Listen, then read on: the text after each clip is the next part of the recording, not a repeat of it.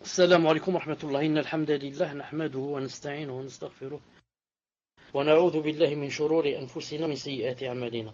من يهده الله فلا مضل له ومن يضلل فلا هادي له، وأشهد أن لا إله إلا الله وحده لا شريك له، وأشهد أن محمدا صلى الله عليه وسلم عبده ورسوله.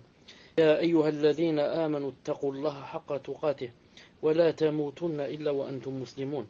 يا أيها الناس اتقوا ربكم الذي خلقكم من نفس واحدة وخلق منها زوجها وبث منهما رجالا كثيرا ونساء، واتقوا الله الذي تساءلون به والأرحام إن الله كان عليكم رقيبا. يا أيها الذين آمنوا اتقوا الله وقولوا قولا سديدا يصلح لكم أعمالكم ويغفر لكم ذنوبكم، ومن يطع الله ورسوله فقد فاز فوزا عظيما. ألا إن أصدق الكلام كلام الله، وخير الهدي هدي محمد صلى الله عليه وسلم، وشر الأمور محدثاتها، وكل محدثة بدعة، وكل بدعة ضلالة، وكل ضلالة في النار. أما بعد، حياكم الله تعالى. Cette soirée du mercredi 12 Rajab 1434 de l'Hégire, correspondant au 22 mai 2013. Inch'Allah ta'ala, on va lire quelques hadiths qui ont rapport. J'ai choisi avec le paradis. Non, j'ai choisi quelques hadiths qui ont rapport avec le paradis. Le premier hadith, il y a comme ça des sous-titres, des sous-titres. La personne au paradis ou en enfer. La personne au paradis ou en enfer. D'après Abu Dharr, radiyallahu ta'ala anhu, qu'il a dit au messager d'Allah: un homme aime des gens, mais ne peut œuvrer comme ils œuvrent. Alors le prophète sallallahu alayhi wa sallam a dit: tu es, ô Abu Dharr, avec ceux que tu aimes. Car Abu Dharr avait dit, un homme aime des gens, mais ne peut œuvrer comme ils œuvrent. Ne peut œuvrer comme ils œuvrent.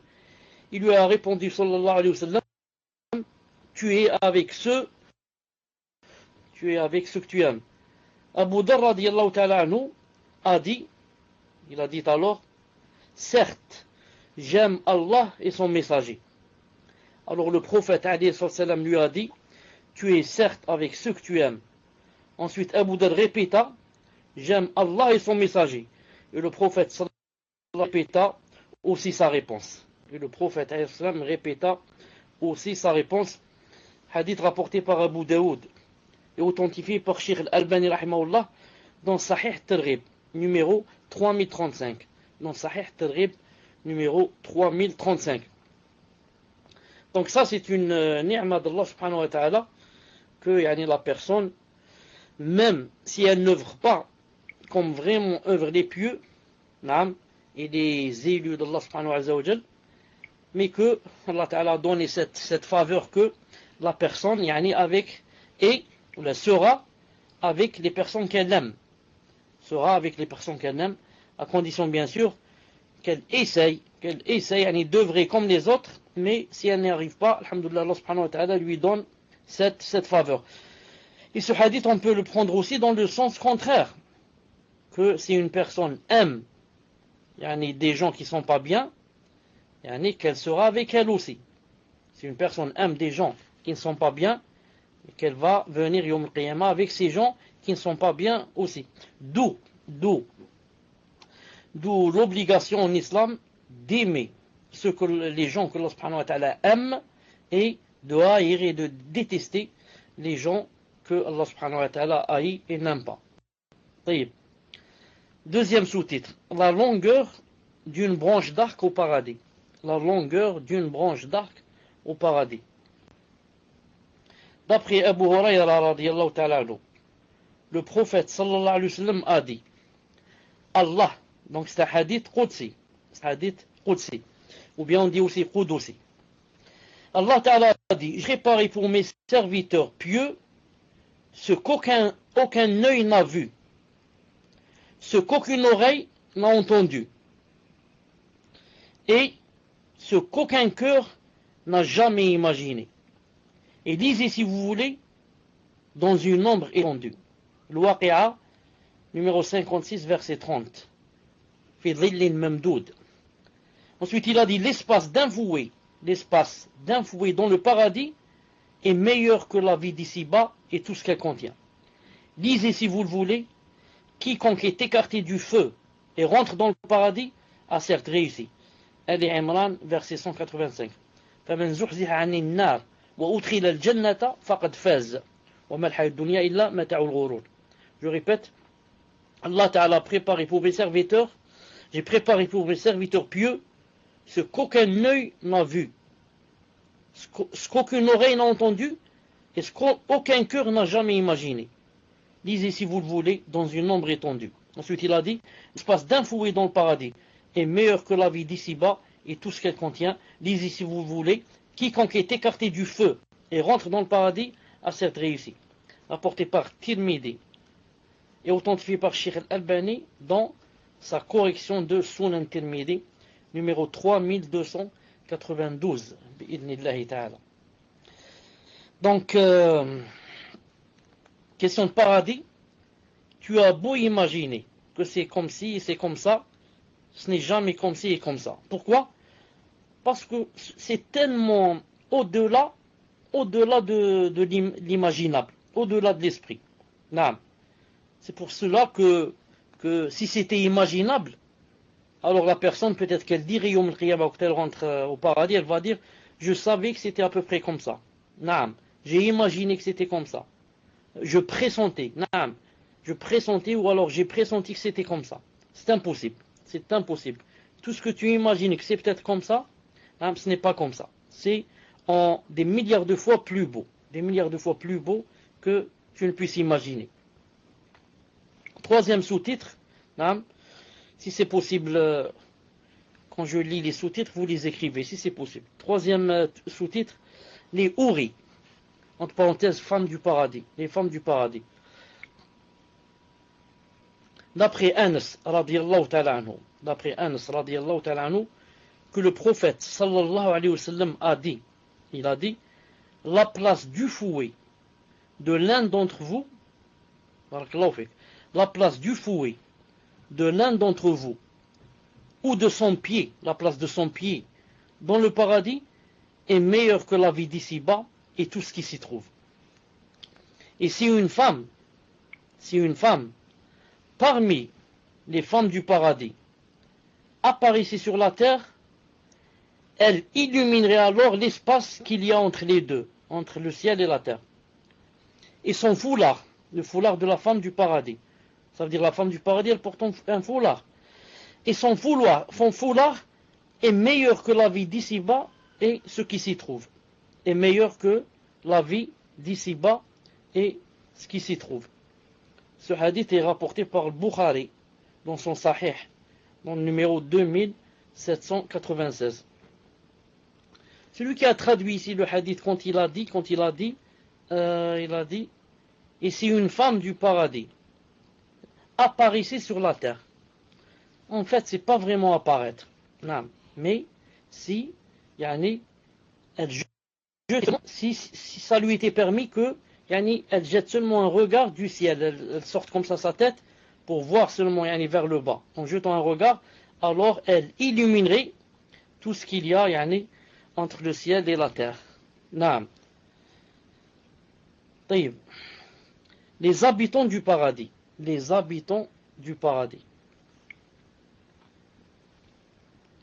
d'après Abu Sa'id al-Khudri radiyallahu ta'ala anhu, que le prophète sallallahu alayhi wa sallam a dit, il a dit, certes, les gens du paradis apercevront les gens des appartements au-dessus d'eux, comme vous voyez l'étoile filante dans l'horizon,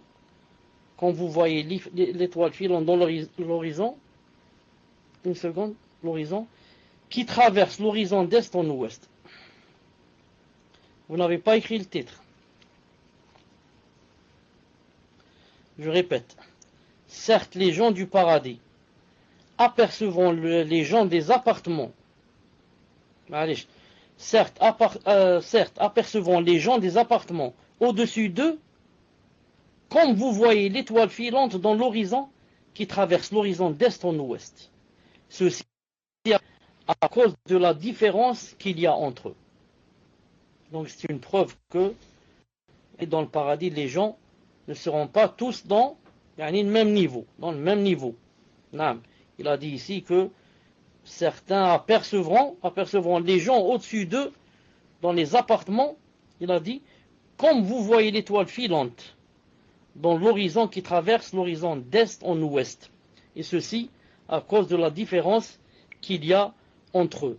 Naam. Wa alaykum salam wa rahmatullahi wa barakatuh. Ils ont dit, ô messager d'Allah, ceux-ci sont les degrés des prophètes, personne d'autre qu'eux ne peut les atteindre. Ya Rasulallah, ceux qui sont dans les appartements au-dessus, et qu'on les voit que comme une étoile filante. Ce sont qui?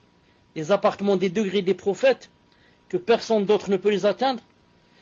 Il a répondu, sallallahu alayhi wa sallam, certes, si, par celui qui détient mon âme dans sa main, ce sont des hommes qui ont cru en Allah et ont rendu les prophètes véridiques.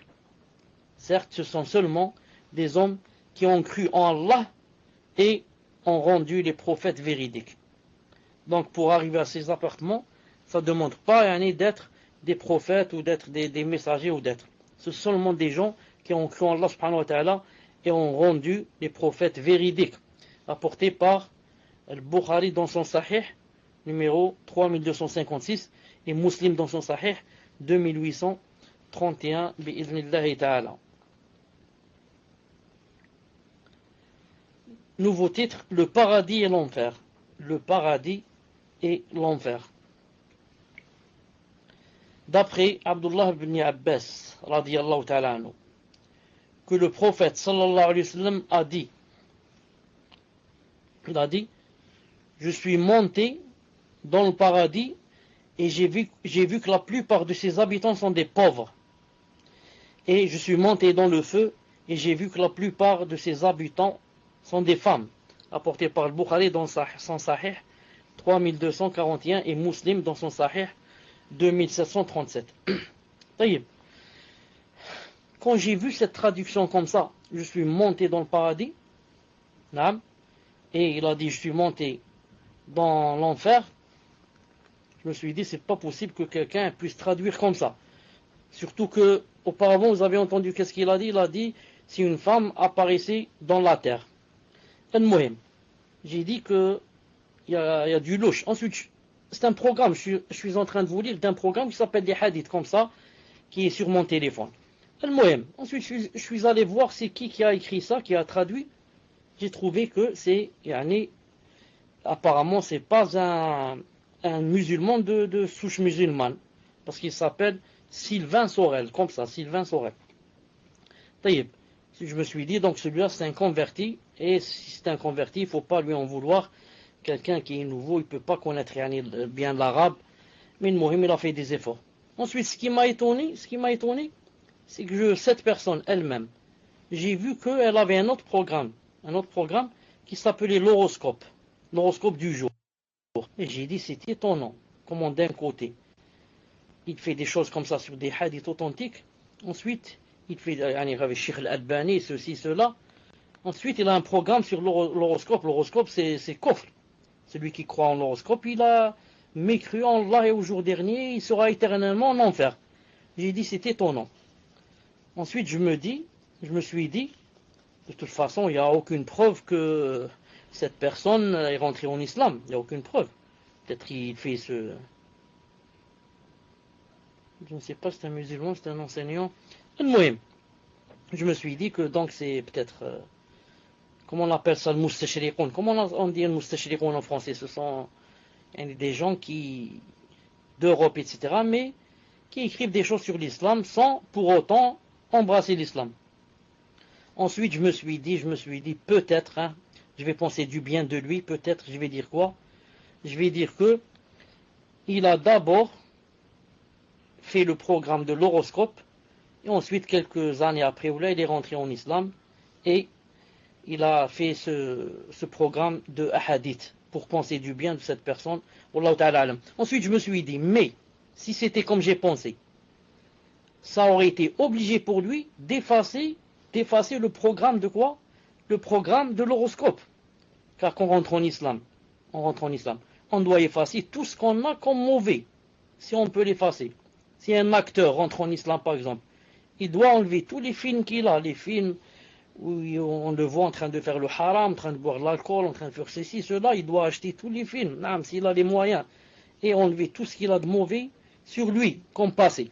Je me suis dit, pourquoi celui-là, il n'a pas enlevé le programme de l'horoscope. Al-Muhim, Allah alam. Donc, il a dit, je suis monté dans le paradis. On ne dit pas, je suis monté dans le paradis. Le hadith a dit, tala'tu. Tala'tu.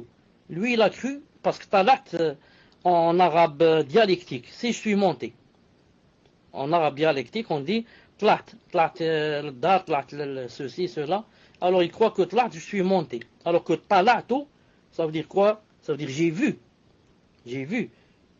Quand vous lisez les savants, et quand ils répondent, ils disent Ittala'tu, ittala'tu ala risalatikum, j'ai lu votre message, votre lettre, et je réponds par ceci, cela. Tala'tu, donc, j'ai vu, j'ai lu.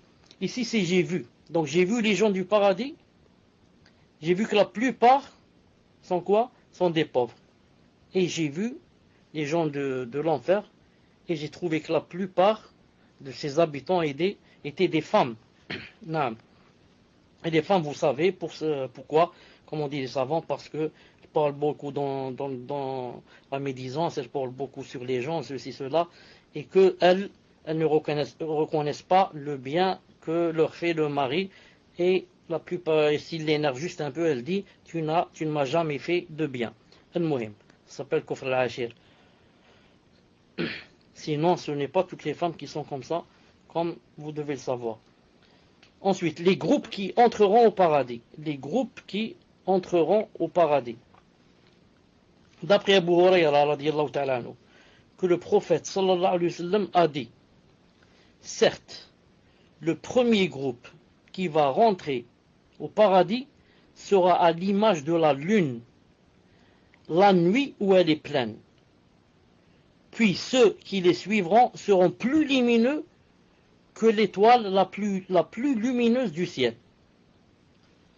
Ils n'urineront pas, ils ne feront pas leurs besoins, ils ne cracheront pas, ils ne se moucheront pas.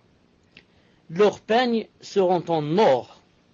Il a dit, ils n'urineront pas, ne feront pas leurs besoins, ne cracheront pas et ne se moucheront pas. Leurs peignes seront en or. Leur transpiration sera du musc. Leur encensoir et de bois. Leurs épouses seront les houris. Leurs comportements seront comme celui d'un seul homme. Ils seront à l'image de leur père Adam, 60 coudées dans le ciel. C'est-à-dire, ils auront comme taille, combien de mètres? 30 mètres. Celui qui rentrera au paradis entrera avec la taille de 30 mètres. Rapporté par Bukhari dans son Sahih 3327 et Muslim 2834. Et dans une autre version, il a dit, alayhi salam, chacun d'entre eux aura 2 épouses. Elles seront tellement belles que l'on peut voir la moelle de leurs jambes à travers la chair. Ensuite, il a dit, il n'y aura pas de divergence ni de haine entre eux, entre les gens du paradis. Ils seront comme le cœur d'un seul homme. Ils feront les louanges d'Allah le matin et le soir. Matin et soir, qu'est-ce qu'ils font? Les louanges d'Allah. Subhanallah, alhamdulillah. Et comme ça. Dans un hadith de Muslim, dans un autre hadith de Muslim, il est dit que ils diront Subhanallah comme ils respirent. C'est-à-dire que même le fait de dire Subhanallah, ça ne demande pas le fait de penser à cela pour le dire. Non, ça sort tout seul, comme tu respires. Subhanallah, alhamdulillah, subhanallah. Donc, pour les gens qui disent par exemple que Yom al-Qiyamah khlas, il n'y a plus de salat, il n'y a plus de tasbih, il n'y a plus, on leur dit non, il n'y a plus cela, dans le sens où ce n'est plus obligatoire. Mais si quelqu'un veut faire tasbih, s'il veut prier, il est libre, il est libre. Dans un hadith authentique, dans Sahih al-Bukhari, que le prophète, sallallahu alayhi wa sallam, quand il a fait l'ascension, qu'est-ce qu'il a vu entre autres? Une jeune fille devant un palais en train de faire les ablutions. Les ablutions, pourquoi on les fait? C'est pour prier. Et pourtant, ni les ablutions, ni les prières ne sont obligatoires Yom al-Qiyamah dans le paradis. Naam. Donc pour les gens qui disent que quand on meurt, tout s'arrête, on leur dit non, il reste des choses. Il reste par exemple dans la tombe, on est obligé, par exemple, il reste l'épreuve de la tombe, on est obligé de répondre aux 3 questions. Naam. Donc c'est une épreuve, il reste certaines épreuves. Et il y a un hadith authentique que Yom al-Qiyamah, le prophète Aslam a dit que Yom al-Qiyamah, celui qui avait un esclave ici, un domestique, il avait fouetté à tort, sans qu'il n'ait raison, il a dit, on demandera à cet esclave de fouetter son maître. Donc même Yom al-Qiyamah, il y a le fait de quoi? De rendre, comment on dit, œil pour œil, dent pour dent. Ce qu'on appelle aussi la loi du talion. La loi du talion, naam. Donc il y a certaines choses qui resteront même Yom al-Qiyamah, que ce soit dans le bien ou dans le mal. Taïb. Les différentes portes du paradis. Les différentes portes du paradis. D'après Abu Hurayra radiyallahu ta'ala anhu, que le prophète sallallahu alayhi wa sallam a dit, à celui qui aura prodigué une paire de biens au service d'Allah subhanahu wa ta'ala, on s'écriera aux portes du paradis. On s'écriera aux portes du paradis. Ô adorateur d'Allah, cet acte est bien. Ensuite il a dit, pour celui qui aura prié avec constance, on l'appellera par la porte de la prière. Le paradis, combien qu'il a de portes? 8 portes. Et l'enfer, 7 portes. Celui qui aura prié avec constance, on l'appellera par la porte de la prière. Celui qui aura fait la guerre sainte, on l'appellera par la porte de la guerre sainte. Alors que celui qui aura beaucoup jeûné, on l'appellera par la porte Ar-Rayyan. Et pour celui qui aura fait souvent l'aumône, on l'appellera par la porte de l'aumône. Je ferai don pour toi de la vie de mon père et de ma mère, s'exclama Abu Bakr, bien qu'aucun mal n'affligera ceux qui seront appelés par une de ces portes. Y aura-t-il quelqu'un qui pourra être appelé par toutes les portes en même temps? Oui, répondit le prophète sallallahu alayhi wa sallam, et je souhaite que tu seras l'un d'eux. Oui, il y a des gens qui seront appelés par les 8 portes, et je souhaite que tu sois l'un d'eux, toi Abu Bakr. Donc ce hadith fait l'éloge, manqaba, pour Abu Bakr Siddiq radiyallahu ta'ala. Quand le prophète m'a dit que je souhaite que tu seras parmi ceux qui seront appelés par cette porte, on va dire, donc le prophète a montré qu'il y a des gens qui seront appelés par les 8 portes. Et si parmi ces gens, il n'y a pas Abu Bakr, alors il y aura qui? Est-ce qu'il y a quelqu'un qui est mieux que Abu Bakr, à part les prophètes et les messagers? Il n'y a pas. Donc si maintenant ce n'est pas Abu Bakr, on ne voit pas qui sera. Naam.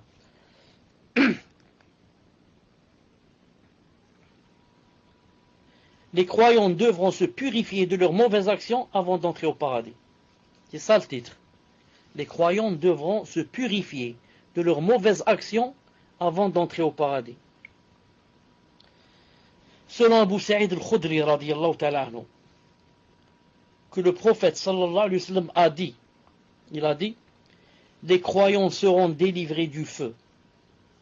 Ils seront arrêtés sur un pont, jetés entre le paradis et l'enfer. Là, ils solderont les mauvaises actions accomplies sur terre en compensant leurs méfaits réciproquement. Une fois les comptes apurés et qu'ils se seront purifiés, on les autorisera à rentrer au paradis.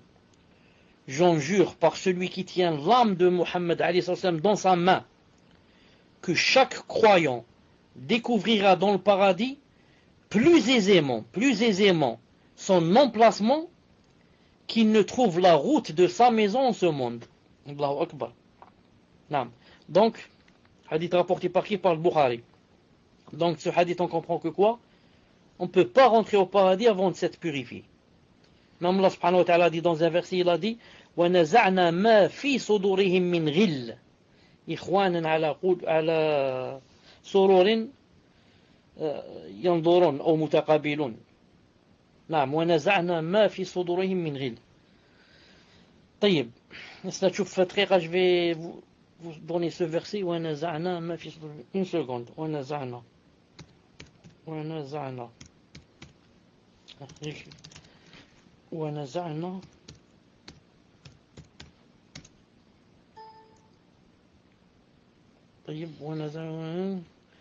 نعم, c'est celui-là le verset. وَنَزَعْنَا مَا فِي صُدُورِهِمْ مِنْ غِلٍّ.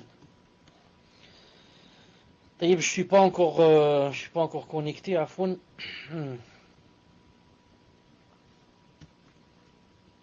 Une seconde.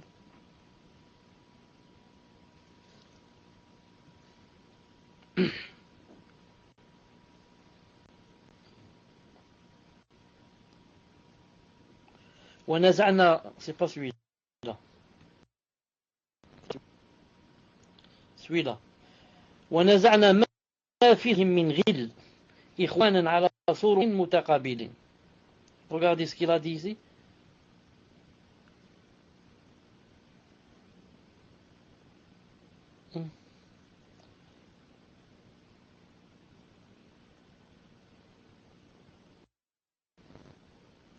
Et nous aurons arraché toute rancune de leur poitrine, et ils se sentiront frères faisant face les uns aux autres sur des lits. Non. C'est impossible que des gens rentrent au paradis avec des poitrines pleines de rancœur et de haine et d'adversité. C'est pas possible. Est-ce que quelqu'un sera heureux dans le paradis alors qu'il pense à quelqu'un, comment se venger de lui, et pourquoi il m'a volé, pourquoi il a parlé sur moi, pourquoi ceci, pourquoi cela. Il ne sera jamais tranquille. C'est pour ça que d'abord on se purifie, ensuite les gens ont accès au paradis pour qu'ils se sentent frères. Il a dit ils se sentiront frères. Non. Et il y avait aussi autre chose dans ce hadith. Il a dit, je jure par celui qui tient l'âme de Mohammed dans sa main, c'est-à-dire je jure par Allah que chaque croyant découvrira dans le paradis plus aisément son emplacement, sa maison, sa tente, son chat, son palais, ceci, cela, il le découvrira. Est-ce que quelqu'un peut se perdre et ne pas savoir où il habite? C'est pas possible. À chaque fois qu'il cherche sa maison, il la trouve.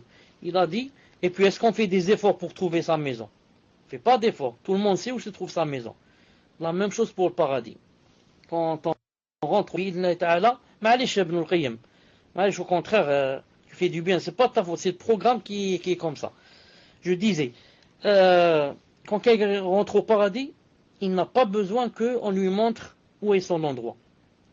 Il est comme inspiré, il sait où y aller directement sans qu'il demande de l'aide et sans qu'il se trompe de chemin, malgré que le paradis, ce n'est pas comme une ville ou un pays. Le paradis, c'est des milliards de fois cette terre. Et pourtant, Allah subhanahu wa ta'ala aide la personne pour qu'elle ne se trompe jamais. L'arbre du paradis, j'ai pas lu ce qu'a dit le frère. قال رسول الله صلى الله عليه وسلم يخلص المؤمنون من النار. Les gens seront, ils finiront avec ou le feu. فيحبسون على قنطرة. Alors ils seront emprisonnés sur un pont, بين الجنة والنار, entre le paradis et le feu et l'enfer. فيقص لبعضهم من بعض مظالم كانت بينهم في الدنيا. Alors il y a la lutte entre eux, pour des choses qu'ils avaient entre eux dans ce bas monde. حتى إذا هذبوا والنقوا.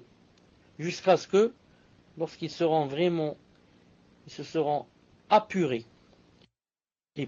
alors on va leur permettre de rentrer au paradis. Ce qu'il a dit, sallallahu alayhi wa sallam, je jure par celui qui détient mon âme, que l'un d'eux connaît, fil jannah, dans le paradis, il connaît manzilahu, sa maison, il est fil jannah, comme plus, mieux, il a dit mieux que le fait qu'il connaisse sa maison sur terre. Pour l'arbre du paradis, selon Abu Hurayra radiyallahu ta'ala, que le prophète a dit, au paradis se trouve un arbre qui couvre de son ombre un espace. Attendez, on va voir. Les arbres, chez nous, il y a un arbre. Il va faire de l'ombre. Tout arbre, s'il y a du soleil, il va faire de l'ombre. cette ombre, elle va couvrir combien? Disons 5 mètres carrés, 10 mètres carrés. Supposons maximum 20 mètres carrés, si ça existe. Attendez voir l'arbre du paradis, combien qu'il couvre. Il a dit qu'il couvre de son ombre l'espace qu'un cavalier mettrait 100 ans à franchir. Supposez qu'on mette quelqu'un sur un cheval. Qu'on soit là, par exemple, sur Blida. Je vais mettre quelqu'un sur un cheval, et un cheval, un pur sang, hein, qui vraiment court et galope. Et on va lui dire, toi que là, allez, démarre. Il commence à courir sans s'arrêter sur le cheval pendant 100 ans. Quelle distance il va traverser pendant 100 ans sur le cheval? Des milliers de kilomètres. Donc il a dit, l'ombre de cet arbre du paradis va couvrir cette distance-là. La distance que fait un cavalier en galopant pendant 100 ans. Puis, le prophète a dit, récitez si vous le voulez, les compagnons de la droite. Quels sont donc les compagnons de la droite? Il a dit, ils se tiendront au milieu d'arbres taillés, d'acacias bien alignés, sous de spacieux ombrages. Coran 56, 27 à 30. Non.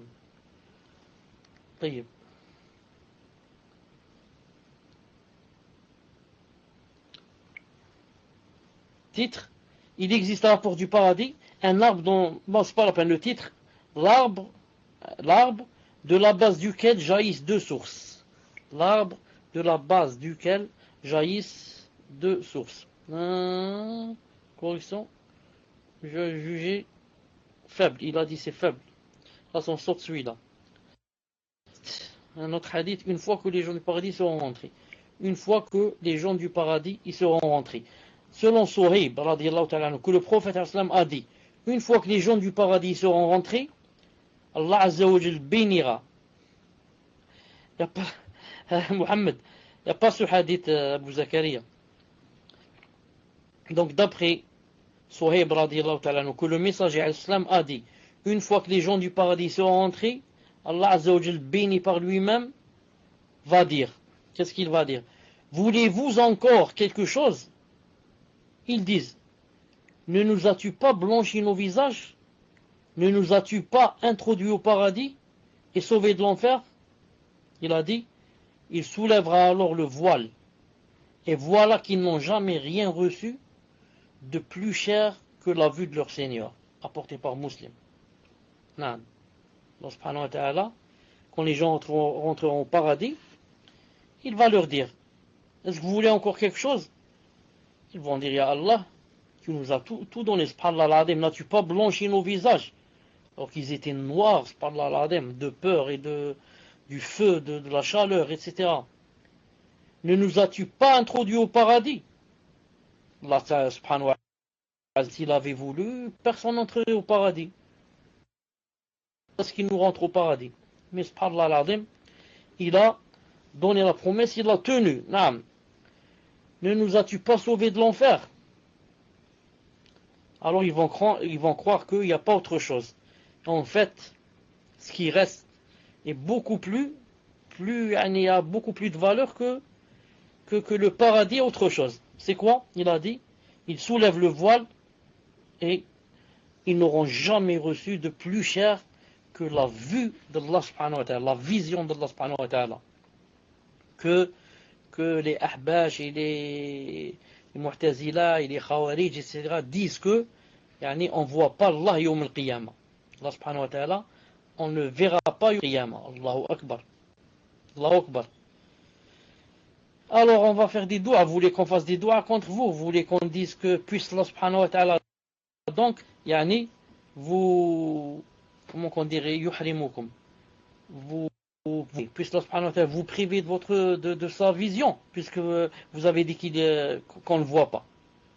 Alors on va dire, ya Allah, qui ont dit que on ne va pas vous voir yawm al-qiyamah, alors privez de votre vision. C'est grave comme ça. C'est pour ça que les savants ont dit que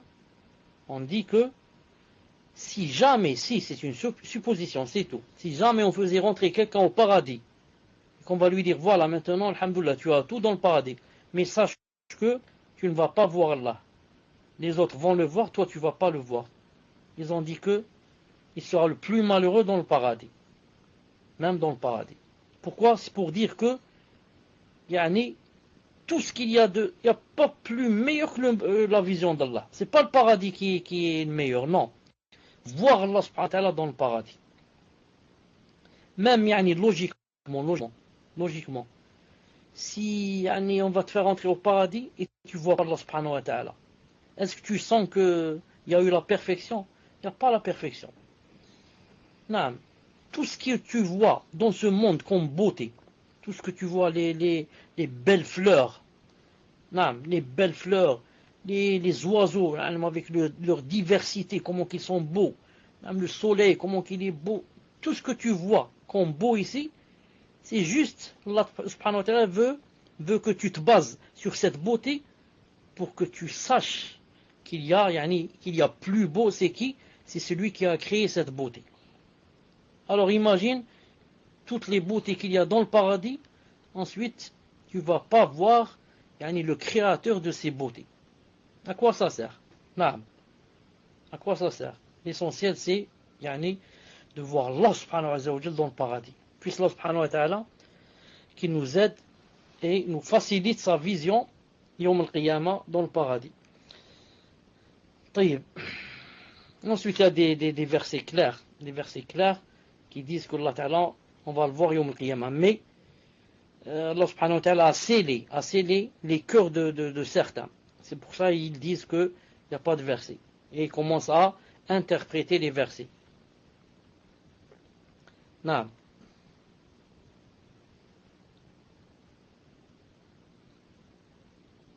Il y a au paradis un marché où les gens viennent le vendredi. Même au paradis, il y a un marché. Pourquoi? Allah subhanahu wa ta'ala sait que les gens aiment de nature, aiment acheter, aiment vendre, aiment ceci. N'avez-vous pas remarqué que Allah subhanahu wa ta'ala, dans plusieurs versets, il emploie le mot lorsqu'il dit tijara.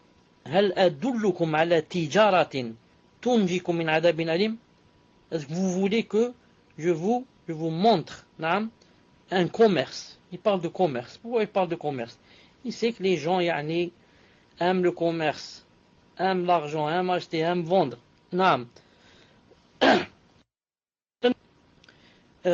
C'est pour ça que Allah subhanahu wa ta'ala dit aussi que vendez-moi, vendez-moi vos âmes, vendez-moi vos corps, vendez-moi, je vous donne ceci et cela. Il parle de commerce entre lui et ses serviteurs. Il a dit, selon Anas, que le prophète sallallahu alayhi wa sallam a dit, il y a au paradis un marché où les gens viennent le vendredi. Donc vendredi, il n'y a pas Salat al-Jumu'ah. Il y a un marché pour ceux qui veulent aller là-bas, visiter le marché. Et bien sûr, c'est pas la peine de vous dire qu'est-ce qu'il y a dans ce marché. C'est pas la peine de vous dire qu'est-ce qu'il y a dans ce marché. À ce moment, au moment où les gens viennent à ce marché, ou là dans ce marché Jumu'ah, souffle un vent du nord qui jette une poussière sur leur visage et leurs vêtements. Souffle un vent du nord qui jette une poussière sur leur visage et leurs vêtements. C'est pas la peine aussi de vous dire que la poussière, c'est pas la poussière de la terre qui va rentrer dans tes yeux, ensuite tu vas avoir des larmes dans les yeux, tu vas avoir besoin d'un mouchoir, ensuite cette poussière, tu vas avoir besoin d'aller te laver le visage et les vêtements. Tout ça, ça n'a rien à voir avec notre hadith. Ensuite il a dit, leur beauté, alors après cette poussière, leur beauté en devient plus resplendissante. Donc cette poussière a pour effet de rendre la personne plus belle quand elle le touche.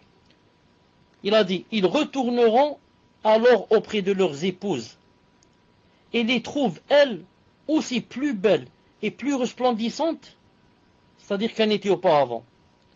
Alors leurs épouses leur diront, par Allah, vous êtes devenus plus beaux et plus resplendissants. Et ils leur répondront, vous aussi par Allah, vous êtes devenue plus belle et plus resplendissante. Rapporté par Muslim. Rapporté par Muslim. Non. Quand les gens du paradis rentrent au paradis, un crieur lancera un appel. Selon Abu Saïd et Abu Huraira, que le prophète sallallahu alayhi wa sallam a dit, quand les gens du paradis entreront au paradis, un crieur lancera un appel. Qu'est-ce qu'il va dire? Il vous appartient désormais de vivre et de ne jamais plus mourir. Il vous appartient désormais d'être en bonne santé et de ne plus tomber malade. Il vous appartient désormais d'être jeune et de ne plus jamais vieillir. Il vous appartient désormais de jouir et de n'être jamais plus misérable. Une seconde. Salam alaikum wa rahmatullah. Je disais, le prophète a dit, lorsque les gens du paradis entreront au paradis, un crieur lancera un appel. Il vous appartient désormais de vivre et de ne jamais plus mourir. Premier appel. Subhanallah al-Azim. Quand la personne va rentrer au paradis, tellement elle va voir que les choses sont étonnantes, vraiment elle s'y attendait pas, qu'elle a même peur, elle va se dire que j'ai peur que peut-être demain je vais mourir et qu'il y aura une autre mort. Non. On va lui dire quoi? Donc cet appel-là, c'est pour apaiser le cœur. Il vous appartient désormais de vivre et de ne plus mourir. Là, ne pense plus à la mort. Ensuite, il vous appartient désormais d'être en bonne santé et de ne plus tomber malade. Non. Vous avez remarqué ici. Tu es masha'Allah, tu es heureux, tu es ceci. Ensuite, hop, la maladie arrive. Non. Une maladie que tu t'attendais pas du tout. La personne va juste pour faire certaines analyses, juste pour prévention. On lui dit, tu as le cancer, tu as ceci, tu as cela. Subhanallah al-Azim. Donc, ça enlève ensuite toute jouissance à la vie. Ça enlève toute gaieté, tout bonheur, tout ceci. Non, dans le paradis, il n'y a pas ça. Dans le paradis, il n'y a pas ça. Il vous appartient de quoi? D'être en bonne santé et de ne plus jamais tomber malade. C'est terminé. Troisième appel. Il vous appartient d'être jeune et de ne plus jamais vieillir. Non. Ici, quand on est jeune, masha'Allah, ensuite, on commence à vieillir. Qui dit vieillesse, dit faiblesse, dit maladie, dit ceci, cela. Naam. Là-bas, il n'y a pas cela. Naam. Tout le temps jeune. Tout le temps, masha'Allah, avec quoi le tonus. Naam. Tout le temps, se sentir vraiment en forme. Vraiment en forme. Naam. Il vous appartient désormais de jouir et de jouir de tous les désirs qu'il y a et de n'être jamais plus misérable. Naam, et de n'être plus jamais misérable. Ensuite, il n'y a pas ici dans ce hadith, mais dans un autre hadith là-bas, je vais voir peut-être qu'il est ici. Allahu a'lam,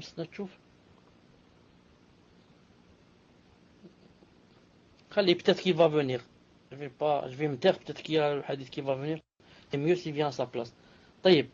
Les habitants du paradis les plus inférieurs. Les habitants. Non, pas celui-là, Afoun.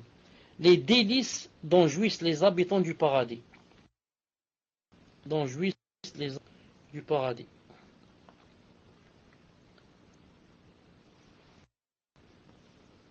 Le prophète sallallahu alayhi wa sallam décrit les délices dont jouissent les habitants du paradis tels qu'il l'a vu. Il a dit, les habitants du paradis mangent et ne crachent pas, n'urinent pas et ne vont pas aux latrines. On a demandé, que devient la nourriture qu'ils mangent? Il répondit, elle devient des rots et de la sueur à l'odeur, répondit-il. Elle devient des rots et de la sueur.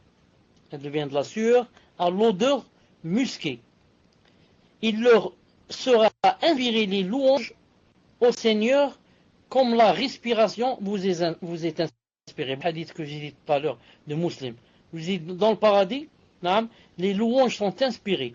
C'est pas la peine que tu dises, j'ai commencé à dire subhanallah. Non, c'est inspiré, ça vient tout seul, comme la respiration nous est inspirée. Est-ce que la personne elle va méditer pour respirer, elle va dire je vais respirer. Ça sort tout seul. La même chose pour les louanges dans le paradis. Ça sort tout seul. Tellement tu es content, tu vois des choses extraordinaires, que tu commences à dire subhanallah, subhanallah comme ça, à remercier Allah subhanahu wa ta'ala par inspiration, طيب. Titre, une porte parmi les portes du paradis. D'après Mu'ad ibn Jabal radiyallahu ta'ala anhu, que le prophète alayhi salam a dit, lui a dit, ne veux-tu pas que je t'importe parmi les portes du paradis? Dis-moi, Mu'ad, tu ne veux pas que je t'informe sur une porte des portes du paradis? Mu'ad lui dit, quelle est-elle? Le prophète sallallahu alayhi wa sallam lui dit, la hawla wa la quwwata illa billah. La hawla wa la quwwata illa billah. Il n'y a de force et de puissance qu'en Allah. Cette phrase-là, c'est une porte des portes du paradis. Ce hadith est rapporté par Ahmed, authentifié par Sheikh Al-Albani rahimahullah dans Sahih Targhib 1581.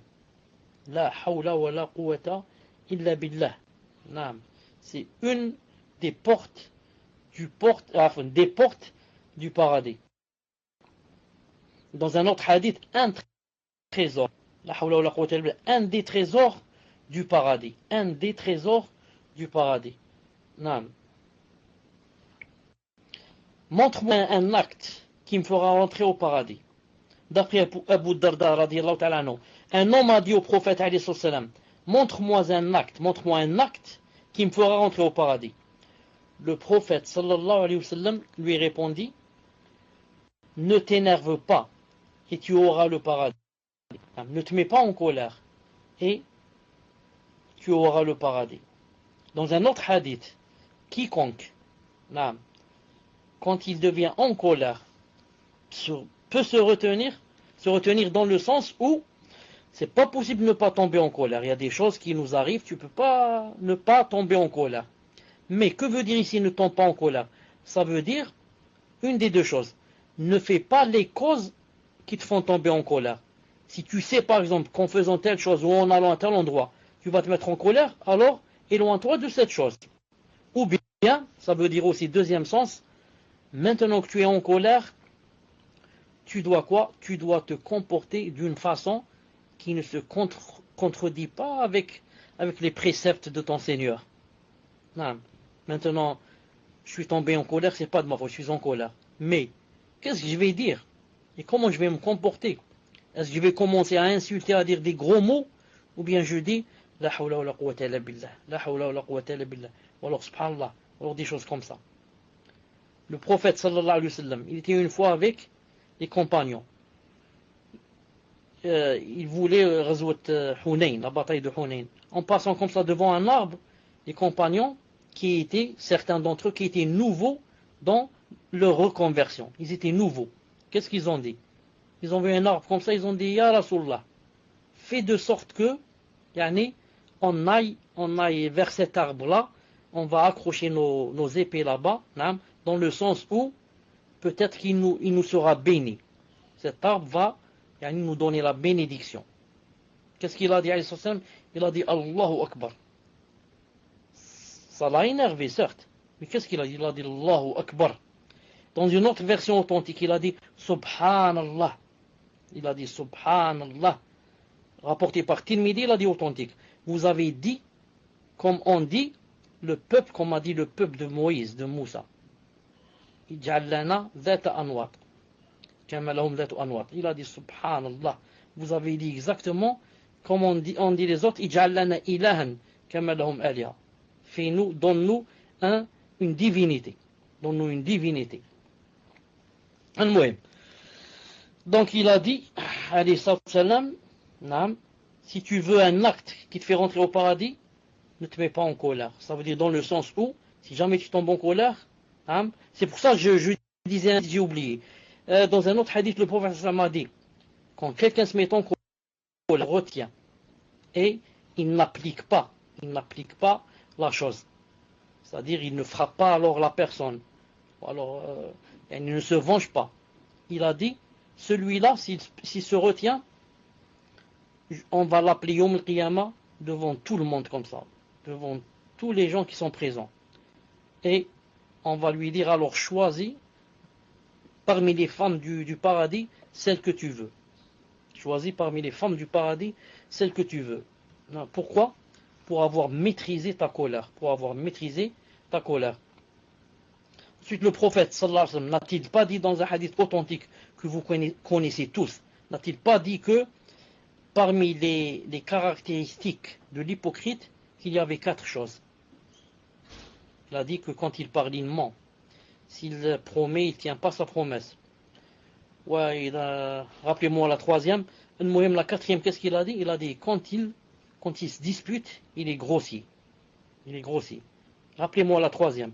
إذا حدث كذب وإذا وعد أخلف وإذا اؤتمن خان. La troisième c'est si on lui donne un dépôt, quelque chose en dépôt, disons il vole. Il rend pas la amana. Tu lui donnes quelque chose en dépôt, ensuite tu lui dis rends-moi ma amana, et tu dis tu m'as rien donné, ou là je l'ai perdu. La quatrième, qu'est-ce qu'il a dit? Il a dit, et quand il se dispute, il est grossier. Donc vous voyez, si maintenant quand une personne se dispute, elle est grossière, elle dit des gros mots. Donc où est l'islam? Où est la différence entre avant l'islam et après l'islam? Où est la différence entre avant, même s'il était musulman, où est la différence entre avant d'appliquer, quand j'étais dans le vent, quand j'étais égaré, je faisais n'importe quoi, et maintenant que je commence à appliquer? Où est la différence? Même les gens qui vont voir, ils ne vont pas sentir la différence. Et celui-là, il n'a pas changé. Mais c'est en changeant que tu prouves que tu as été, l'islam a fait sur toi un impact. Il t'a fait changer. Même les gens disent de toi, subhanallah, celui-là, il n'arrêtait pas de boire l'alcool. Subhanallah, tout le temps ivre. Regarde maintenant comment il est, masha'Allah, avec la barbe, ramis, salat, à l'heure. Il ne regarde plus les choses interdites, il ne dit plus les choses grossières. Masha'Allah. Naam. Puisse Allah subhanahu wa ta'ala nous aider. Les gens du paradis, les gens de l'enfer.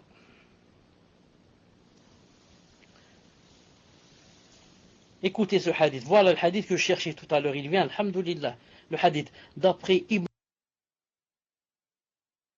Omar, qu'Allah ta'ala l'agrée. Le prophète a dit, écoutez ce qu'il a dit, Allah va faire entrer les gens du paradis dans le paradis et les gens du feu en enfer. Puis il va dire, c'est dommage ici, c'est dommage Osmo, celui qui a traduit il a dit il va dire. Donc on va croire que c'est qui va dire, Allah va dire. Alors c'est pas vrai, c'est pas Allah qui va dire. Il fallait qu'il traduise, il sera dit. Quand on dit sera dit, ça veut dire que c'est pas Allah, Allah alam qui c'est. Un ange, il sera dit. Al-Muhim. Regardez, il a dit ici. Donc il va dire, ô gens du paradis, il n'y a pas de mort. Ô gens de l'enfer, il n'y a pas de mort. Chacun sera éternellement là où il est. Allahu Akbar. Quand les gens rentreront au paradis et les mécréants en enfer, il sera dit, il y a quelqu'un qui va crier, ô gens du paradis, il n'y a pas de mort. Ensuite, il va se tourner vers les gens de l'enfer. Ô gens de l'enfer, il n'y a pas de mort. Dans un autre hadith, il a dit quoi? Il a dit, quand il va crier aux gens de paradis, il n'y a pas de mort, il a dit, pour leur ajouter joie sur joie. La joie d'être rentré au paradis et la joie de savoir que tu ne mourras jamais. Tu resteras toute ta vie au paradis, éternellement. Et il a dit, quand il dira aux gens de l'enfer, il n'y a pas de mort, pour leur ajouter, quoi?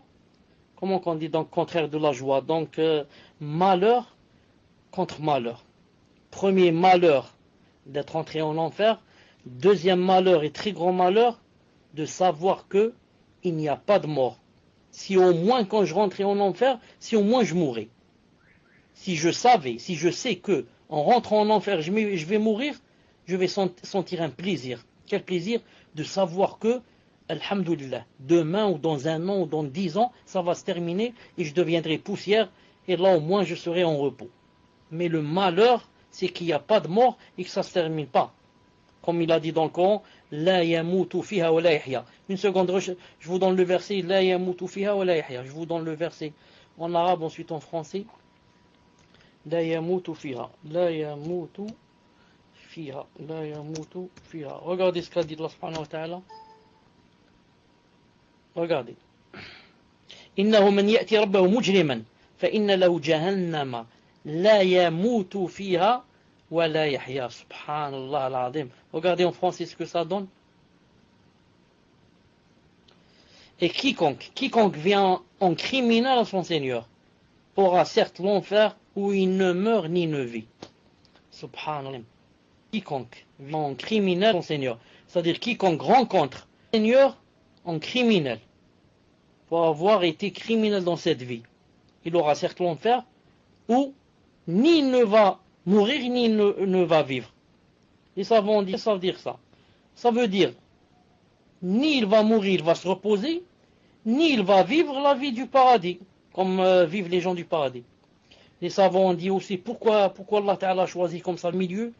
Il a dit comme dans cette vie, dans ce bas monde, quand il a vécu sa vie, 40 ans, 50 ans, 60 ans, ni il n'a vu la vraie vie en adorant son Seigneur, ni il était mort et les gens se seraient reposés de lui. Les gens auraient été tranquilles de lui, il est mort, il ne fait plus de dégâts, il n'insulte plus, il ne frappe plus. Mais là, non. Ni donc il est mort, ni il a vécu la vraie vie en adorant Allah. Mais il a vécu la vie de désobéissance. Toute sa vie, il l'a passé dans la désobéissance de son Seigneur. Nous préserver. Naam. Yamutu fiha wa la yahya. Naam. Comme les deux versets ici. Est-ce que tu peux les donner en France? Où il ne mourra ni. Mais même la traduction ici est fausse, il manque un mot. Il fallait dire ou ni il ne mourra. Ou ni il ne mourra, ni ne vivra. Naam. Wallahu ta'ala alam. Al-Muhim ici on appelle à Salat al-Isha. Je dois m'arrêter ici, Inch'Allah ta'ala. Je dis subhanakallahumma wa bihamdik, ashhadu an la ilaha illa anta astaghfiruka wa atubu ilayk. On se rencontre, Inch'Allah ta'ala, dans une demi-heure à peu près. Salam alaikum wa rahmatullah. Salam alaikum wa rahmatullahi wa barakatuh, cher. Est-ce que je peux prendre le micro quelques minutes, cher? J'ai son autorisation, donc pour gagner du temps, bi'idnillah, je vais dire ce que j'avais à dire dès maintenant. Comme ça, dès que cher va pouvoir revenir, Inch'Allah, on commencera directement les questions, bi'idnillah. Donc en fait, je me permets avec la permission de cher déjà, parce que j'en ai déjà parlé avant, et j'espère que vous allez m'accorder votre attention et votre compréhension. Donc je voudrais prendre la parole juste quelques minutes afin de vous parler de certaines choses qui sont en rapport avec ce salon. Même si je sais que certains d'entre vous vont peut-être désapprouver et ils vont peut-être même dire c'est toujours la même cassette. Mais ce qu'il ne faut pas oublier par contre, c'est que déjà d'une part, c'est notre fonction dans le salon. Donc justement on est là pour s'occuper de l'organisation générale et pour afin de faire profiter au maximum les cours qui sont dispensés dans ce salon. Et tout ce qui est en rapport avec la science, ça c'est strictement du ressort de Cheikh. Hafidhahullah.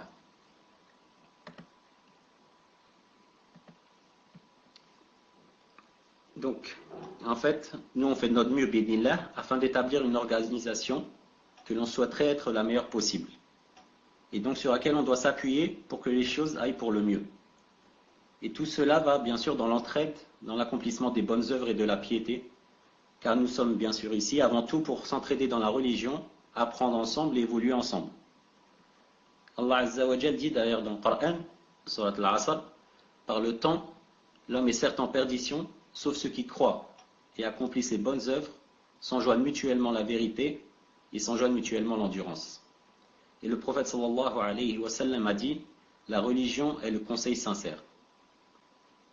De même, le compagnon Jarir, radiallahu anhu, a dit: j'ai prêté allégeance à l'envoyé d'Allah, sallallahu alayhi wa sallam, afin que j'accomplisse la salat, la prière, afin de donner l'aumône obligatoire, la zakat, et de prodiguer le conseil à tout musulman.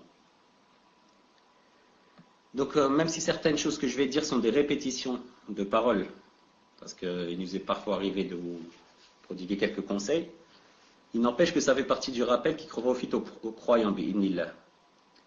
D'ailleurs, on rapporte de Ata, rahimahullah, qu'il a dit: des fois, il m'arrive qu'une personne me cite un hadith et je l'écoute attentivement, comme si je ne l'avais jamais écouté, alors qu'en fait, on me l'a rapporté avant que cette personne ne soit née.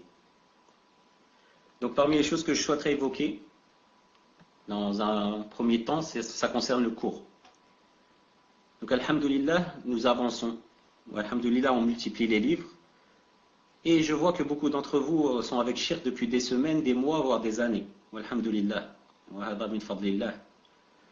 Et le Shirk, avec l'aide d'Allah Ta'ala, a achevé l'explication de plusieurs livres et épîtres dans le salon.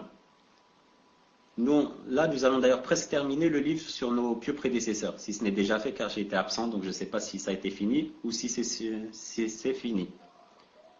Avec ces livres, alhamdulillah, Shirk nous a appris par exemple qu'est-ce qui étaient les noms et attributs d'Allah. Quelle est la différence entre nom et un attribut? La différence entre l'attribut de l'essence et celui de l'acte. La différence entre le qada ou le qadar.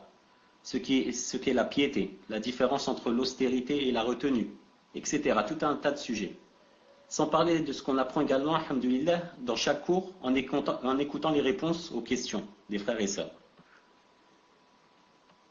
Donc normalement, si Shirk nous interroge sur n'importe lequel de ces points, on doit être en mesure de répondre à toutes ces questions, si on a suivi attentivement les cours et si on a révisé les enseignements apportés. Donc je fais un rappel avant tout à moi-même, bien sûr, et j'espère qu'il vous sera aussi bénéfique. C'est que nous devons nous motiver à venir assister à ces cours pour apprendre. Et non juste pour dire j'étais au cours de Cheikh Chalabi, ou pour venir parler en privé, ou pour venir juste pour poser une question, donc je lève la main et après je pars et Cheikh il peut me parler de taqwa ou ce qu'il veut, ça ne m'intéressera pas. Donc on doit renforcer notre sincérité pour Allah. Donc chercher à se rapprocher de lui en apprenant son din. Chercher à diminuer notre ignorance car elle est vraiment importante. Donc comment on peut se dire salafi alors qu'on ne sait même pas ce qu'est un attribut d'Allah? Comment on dit qu'on suit les pieux prédécesseurs alors qu'on ne sait même pas qui ils sont? Comment était leur rapport avec Allah Azza wa Jal? Et aussi, surtout, comment expliquer que les années passent et que notre niveau n'augmente pas? Au contraire, il régresse. Allah al-Musta'an. Wa billahi tawfiq. Donc, parmi les quelques conseils que je peux donner et qui m'ont été transmis par Cheikh Chalabi et pour lesquels j'ai trouvé vraiment un grand bienfait. Donc, j'espère que ça va vous être profitable. C'est le fait d'avoir toujours à ses côtés un cahier et un stylo. Car les paroles partent, mais les écrits restent. D'ailleurs, il y a même un hadith qui dit « Préservez cette science par l'écriture » ou par le livre. Ainsi, des fois, on entend une parole, on la garde en tête quelque temps en croyant qu'on ne va pas l'oublier. Ensuite, peu de temps après, si on nous interroge sur ce sujet, on se souviendra certes avoir entendu parler, avoir un vague souvenir qu'on a déjà entendu cette parole, mais impossible de donner une réponse satisfaisante, même de savoir d'où on l'a entendu ou autre.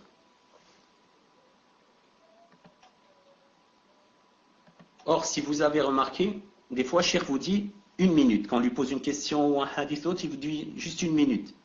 Et ensuite, il ne tarde pas et il nous rapporte la réponse d'un savant, ou un hadith ou autre. Et intégralement en plus.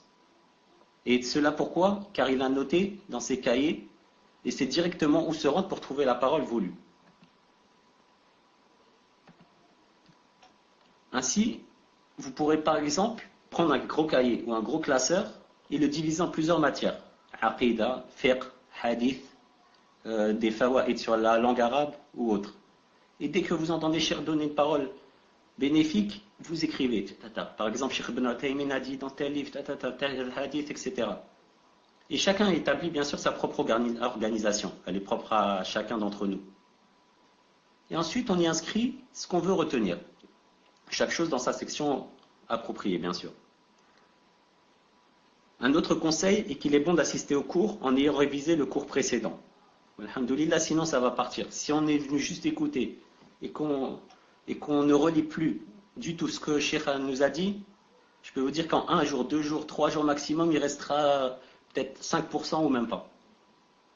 Et il est aussi bon de venir au prochain cours en ayant préparé le cours à venir. Donc comme on sait que Cheikh a fini par exemple le hadith numéro 65, donc le prochain cours il fera le hadith numéro 66, donc on commence déjà à lire. Et si on a des explications, on commence à voir ce que les savants ont pu dire sur ce hadith ou autre. Comme ça, quand vous allez assister, bidnillah, on ne sera pas complètement perdu face au sujet. On aura une vague idée de ce que Cheikh va nous expliquer, bidnillah. Parmi les conseils aussi que je peux vous donner, donc qui m'ont été transmis par Cheikh, il y a aussi le fait de mettre en application les enseignements. Car ce qui est voulu avant tout par la science, c'est la pratique. Et si on pratique ce qu'on apprend, déjà, alhamdoulilah, on entre dans le version « wa amilu salihat » et qui pratique les bonnes œuvres. Ceux qui croient et qui pratiquent les bonnes œuvres. Et non les hadiths qui parlent de ceux qui délaissent la science en ne la pratiquant pas. Et aussi parce que ça favorise bien sûr l'apprentissage. Tout comme le fait de transmettre aussi, de faire la da'wah. J'ai appris un hadith, je le transmets au maximum de personnes ou autres. Donc je suis toujours en relation avec ce hadith. Et bidnillah, ça sera plus facile d'inculquer à son esprit ces enseignements. Donc ce que je voulais vous dire, c'est qu'il faut que nous essayions de faire des efforts pour que le temps soit bénéfique. Qu'on exploite au mieux les cours transmis par Cheikh, car vraiment, alhamdoulilah, c'est une vraie ni'ma d'avoir quelqu'un qui nous accorde de son temps pour nous apprendre notre religion. Surtout si on prend en compte que ce n'est pas facile de trouver quelqu'un de bilingue qui puisse nous expliquer notre religion dans 2 langues différentes. Des fois, bien sûr, on entend des cours très bénéfiques, mais en arabe. Donc ceux qui n'ont pas la langue arabe, c'est difficile. Et des fois, on entend des frères, alhamdoulilah, qui peuvent nous aider en français, mais comme ils n'ont pas l'arabe, ça reste un niveau. Rabbi Jazéhum bi khair déjà pour ce qu'ils nous font, mais ça reste un niveau assez bas. Donc quand on peut trouver quelqu'un qui a un certain niveau qui peut nous apprendre des choses, il faut vraiment profiter au maximum. Comme vous le savez, pour traduire d'une langue à une autre, il faut vraiment bien les maîtriser toutes les deux. Ensuite, la responsabilité s'alourdit quand c'est du domaine du din, quand c'est religieux. À titre d'exemple, rappelons-nous combien de fois nous avons entendu Cheikh dans sa langue critiquer certaines façons de traduire. Et ça a été le cas aujourd'hui. Il y a des fois même de grosses erreurs. Hatta fil Qur'an qu'on a devant nous, des fois il y a des erreurs même au niveau de la aqidah. Donc je disais qu'il faut essayer d'utiliser cette ni'ma pour augmenter notre science et améliorer la relation que nous avons avec Allah Azza wa Jal et la religion. Et non utiliser le temps qui nous est accordé pour régler des problèmes personnels, comme souvent c'est le cas, et surtout trop se préoccuper de la dunya. Alors souvent, nos questions et nos préoccupations sont en rapport avec la dunya. Donc mettons à profit les connaissances de Cheikh, alhamdoulilah, il a des connaissances dans l'aqidah, le manhaj, le fiqh. On doit utiliser maximum donc ces connaissances pendant qu'on en a encore la possibilité.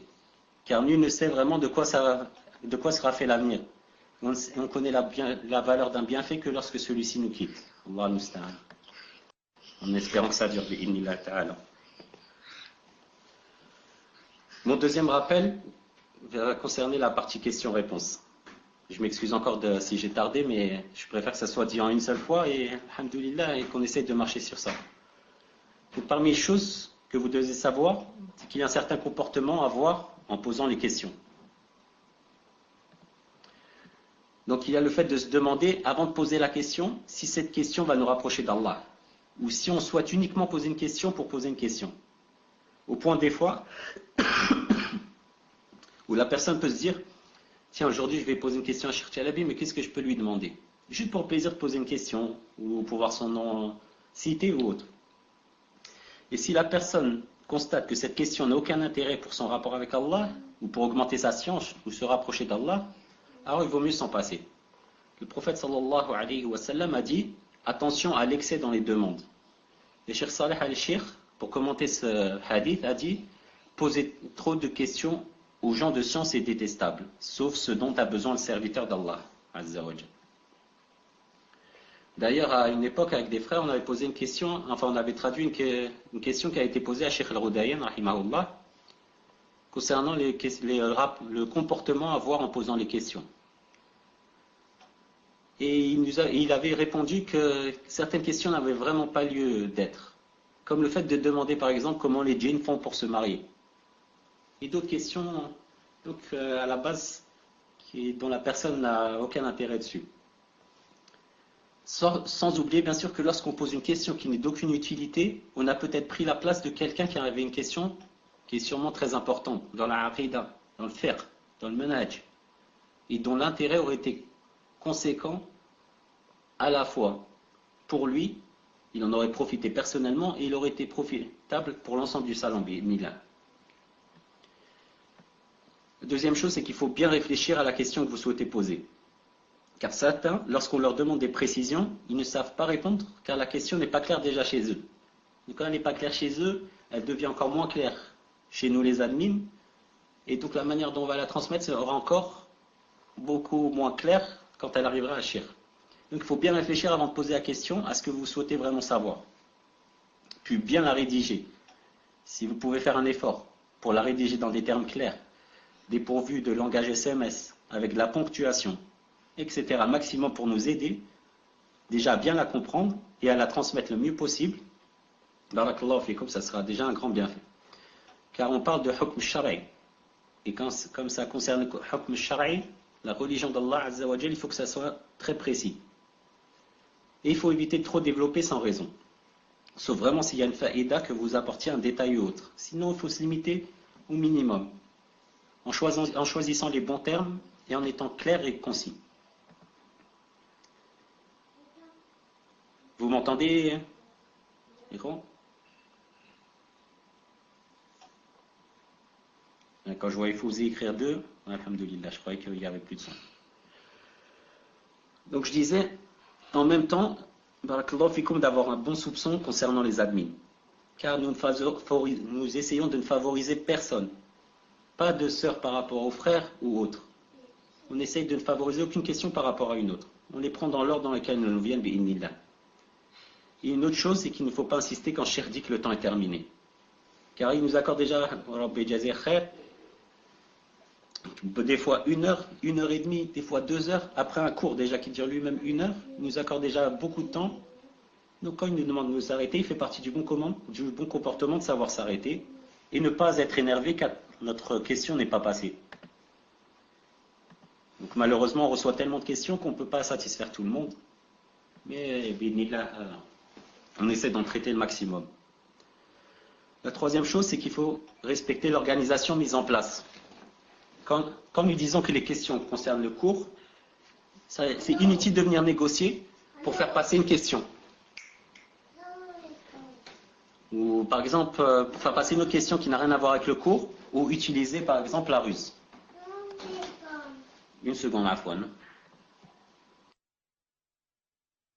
Afwan, mon fils qui me dérangeait un petit peu, désolé. Donc je disais qu'il faut, barakallahu fikum, respecter l'organisation mise en place. Quand nous disons que les questions concernent le cours, donc ne négociez pas pour passer une autre question en disant c'est juste cette fois-ci ou autre. Ou utiliser la ruse en utilisant juste un terme en rapport avec le cours et poser une question qui n'a rien à voir avec le cours. Bien sûr, on est ouvert à tout conseil de votre part. Donc ce que nous disons, c'est une organisation qu'on a essayé de mettre en place. Si vous voyez des améliorations, on est ouvert à toute critique, qu'elle soit positive ou négative, pour faire avancer le salon, bi'idhnillah. Pour ne pas tarder, je vais passer aux autres points. Il y a celui qui voit que sa question peut attendre la semaine d'après. Surtout ceux qui ont l'habitude de poser des questions régulièrement, chaque cours ou chaque semaine ou autre. S'ils peuvent laisser les frères et sœurs qui n'ont pas la possibilité, ou l'habileté, ou la rapidité de voir leurs questions passer, et cela va en concordance avec le verset d'Allah Azza wa Jal, et qui les préfèrent à eux-mêmes, même s'il y a pénurie chez eux. Donc si vous voyez que votre question peut attendre 1 semaine de plus, 15 jours de plus ou autre, de laisser vos frères, bi'inillah, ça sera un grand geste de votre part, Inch'Allah. Il faut aussi éviter de poser sa question à plusieurs personnes. Car si vous avez posé votre question à un savant, pourquoi venir la poser à Cheikh Chalabi? À part si bien sûr rien n'est clair pour vous. Vous souhaitez un éclaircissement peut-être. Surtout que les réponses, elles peuvent être différentes en fonction de ce par quoi chacun est convaincu. Et vous allez vous retrouver dans une ambiguïté plus importante qu'avant la question. un tel il dit ça, un tel il dit ça, qu'est-ce que je dois faire? C'est encore pire qu'au début où vous aviez aucune idée de la question. Autre chose, c'est qu'il faut éviter les questions qui n'ont aucun rapport avec la religion. Car Cheikh est là pour nous apporter des paroles de savants sur des sujets qui se rapportent à la religion. Ainsi, il faut éviter les questions qui sont du ressort de la médecine, par exemple. Cheikh n'est pas médecin. Ou encore, les cas spéciaux qui doivent être réglés en famille, qui doivent être réglés au sein du couple, pour lequel Cheikh ne peut rien. Car si c'est un problème au sein du couple, il faudrait écouter les deux parties, etc. L'endroit ne prête pas à cela. Donc les cas spéciaux, ils doivent être réglés en général au sein de la famille, faire intervenir proche, un imam du quartier, etc. Et dans certains cas, comme le rappelle Cheikh Ibn al-Taymin, il faut se rendre auprès d'un tribunal musulman, un juge musulman ou autre. D'ailleurs, par le passé, nous posions des questions avec les frères, on posait des questions privées sur le divorce et autres. On les posait à Cheikh Rajhi, Cheikh Fawzan, Cheikh Zayd al-Madkhali, et même au Mufti d'Arabie Saoudite, Abdelaziz al-Sheikh, ils nous répondaient tous que ça n'était pas de leur ressort et qu'il fallait se retourner vers Dar al-Ifta ou un tribunal musulman. Ensuite, il y a aussi cette solution, il y a beaucoup de gens qui vont à la Umrah et au Hajj, alhamdoulilah. Donc on profite pour envoyer avec eux une lettre qu'on aurait rédigée au préalable, et après l'avoir traduite en arabe, avec l'aide de certains arabophones, et on expose le cas clairement, et les personnes l'emmènent à des grands savants, bi'idhnillah. Donc, barakallahu fikum, de ne pas être une fitna, de ne pas éprouver shirk par des questions qui ne sont pas de son ressort. Donc voilà, je m'excuse si j'ai été long, mais c'était quelques paroles que je souhaitais évoquer, afin de faire marcher et fonctionner le salon autant que possible, aussi bien que possible. Et comme je le répète, si vous avez des critiques, si vous avez des idées ou autres, on est très heureux que les frères et sœurs participent, car c'est aussi votre salon. Ça n'est pas que notre salon, le salon, le chef. On s'entraide dans le din, donc on est ouvert à toute critique. Barakallahu fikum, et désolé si j'ai été trop long. Wa subhanaka Allahumma wa bihamdik, ashhadu an la ilaha illa ant, astaghfiruka wa atubu ilayk. Jazakallahu khairan, barakallahu fik pour les nasiha et pour les conseils que tu as donnés. Puisse Allah subhanahu wa ta'ala nous aider à appliquer Bilna ta'ala. On fait de notre mieux, Inch'Allah ta'ala. Vous faites de votre mieux et nous on essaie de faire de notre mieux, Inch'Allah ta'ala. On tawakkal ala Allah subhanahu wa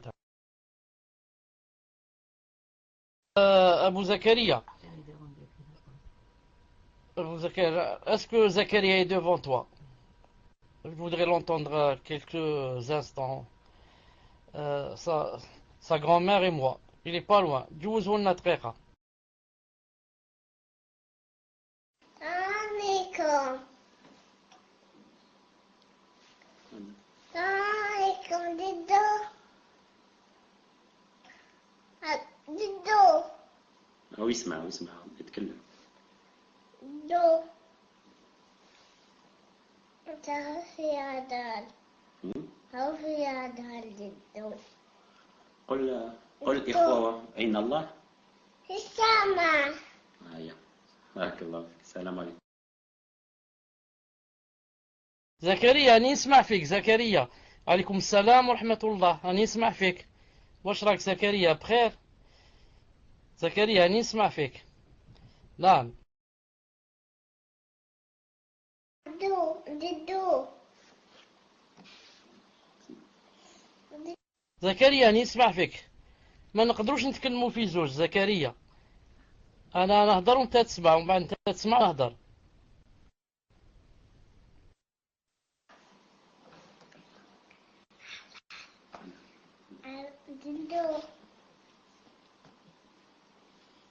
دو. أو يسمع يتكلم.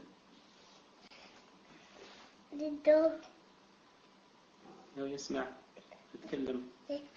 عندي تيت. عندي بوتيت.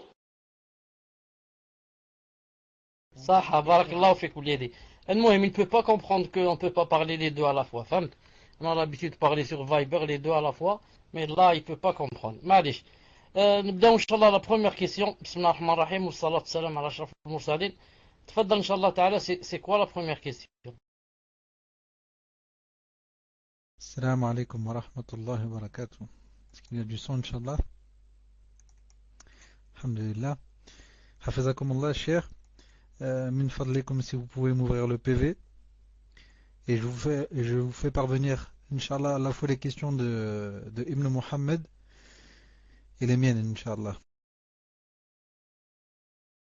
Ibn Muhammad, tfadal, la première question, c'est à toi, Inch'Allah. Tfadal, akhi. Et cher Léon, donc les âges, je vous les fais parvenir. Barakallahu fik Muslim, et barakallahu fik aussi d'avoir transmis les questions à Cheikh. Donc la première question d'un frère qui demande, Jazakumullahu khayra Cheikh, au paradis, on ne va ni mourir ni vieillir. Mais est-ce qu'on va continuer à se procréer? C'est-à-dire si on a des enfants, eux grandiront aussi, et auront d'autres enfants, et ainsi de suite, ou les enfants resteront aussi des enfants sans grandir. Barakallahu fikum, Cheikh. Wa alayhi salam wa rahmatullah wa barakatuh. D'abord, je voudrais dire, Inch'Allah Ta'ala, comme préambule, que le sujet de l'enfer et le paradis, c'est vraiment délicat en ce sens. Et on ne peut dire que ce qu'il y a dans le texte. C'est pas des choses où, comme le fiqh par exemple, on peut faire analogie, qiyas, on peut faire ijtihad, on peut faire... Non, paradis, on ne peut dire que s'il y a un hadith, il y a un verset. S'il n'y a pas, on doit se taire. Donc moi, ce que je sais sur cette chose-là, c'est que, comme dans le hadith authentique, que quand la femme souhaite un bébé, peut-être même que l'homme, Allah Ta'ala le lui donne à l'instant même. À l'instant même, c'est-à-dire, elle tombe enceinte, et à l'instant même, elle accouche, ni grossesse, ni comment ça s'appelle, avec l'oshi, ni rien. Est-ce que maintenant l'enfant va grandir ou pas? Allah subhanahu wa ta'ala. J'ai pas de science en cela. Si je trouve quelque chose en ce sens, je vous le dirai, Inch'Allah ta'ala. Pour dire aussi, donc s'ils grandissent, est-ce que aussi ils vont se marier et procréer? Je n'ai pas, Inch'Allah ta'ala, de réponse. Allahu ta'ala a'lam. Mais Inch'Allah ta'ala, tout faire, n'oublie pas de marquer. Je ferai, Inch'Allah ta'ala, des recherches en ce sens. Tfadal. Question suivante, cher, question d'un frère. Salam alaikum wa rahmatullahi wa barakatuh. Qu'Allah vous fasse miséricorde, cher. Quelle est la proportion autorisée de soie pour un homme? Donc le tissu. En effet, on nous a offert une couette faite avec des fils de soie. Le fait de se couvrir avec est-il comparable avec le fait de porter un vêtement en soie? M'est-il permis de me couvrir avec si je la mets dans une housse de couette? Barakallahu fikum, cher. Qu'Allah vous bénisse et vous préserve, ainsi que les croyants. Tfadal, cher. Jeudi, il y a un hadith du prophète sallallahu alayhi wa sallam qui se trouve dans Sahih Bukhari, qui dit que le prophète sallam avait vu une sorte de, comment ça s'appelle, un tapis. Autrefois, le tapis était en... C'est difficile de trouver le mot hada, mais comme les couffins d'autrefois. Hein, c'était avec des trucs comme ça, des choses qu'on faisait comme ça, des sortes de nattes, hein, pour faire un couffin. Al-Muhim. C'était pas du tout. Osier, exactement. Osier, exactement. Non. Et il a dit, sallallahu alayhi wa sallam, il l'a vu tout noir, usé. Il a dit que, il lui est arrivé comme ça, à force d'être mis. Il a dit comme ça, d'être, en arabe, il a dit lobis, habillé. Il a employé le mot mis, habillé, habillé. De ce hadith, les savants ont pris que le fait, de s'asseoir dessus ou de l'utiliser, etc., on peut dire aussi que c'est comme si on l'avait mis en habit. C'est pour ça que, par exemple, on interdit de s'asseoir, par exemple, sur par exemple, la soie, il est aussi interdit de la mettre, de s'en habiller avec. Et s'il est interdit de s'en habiller, il est interdit de s'asseoir dessus aussi. Donc je dis, pour la couette, etc., c'est interdit dans le sens où c'est seulement pour l'homme, pas pour la femme. C'est interdit seulement pour l'homme, de s'asseoir dessus ou de se couvrir, et non pour la femme bi'idhnillahi ta'ala. Fadla.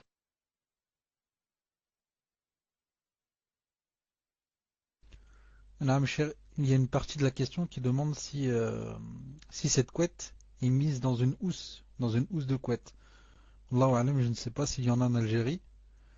C'est c'est un genre de pochette, cher.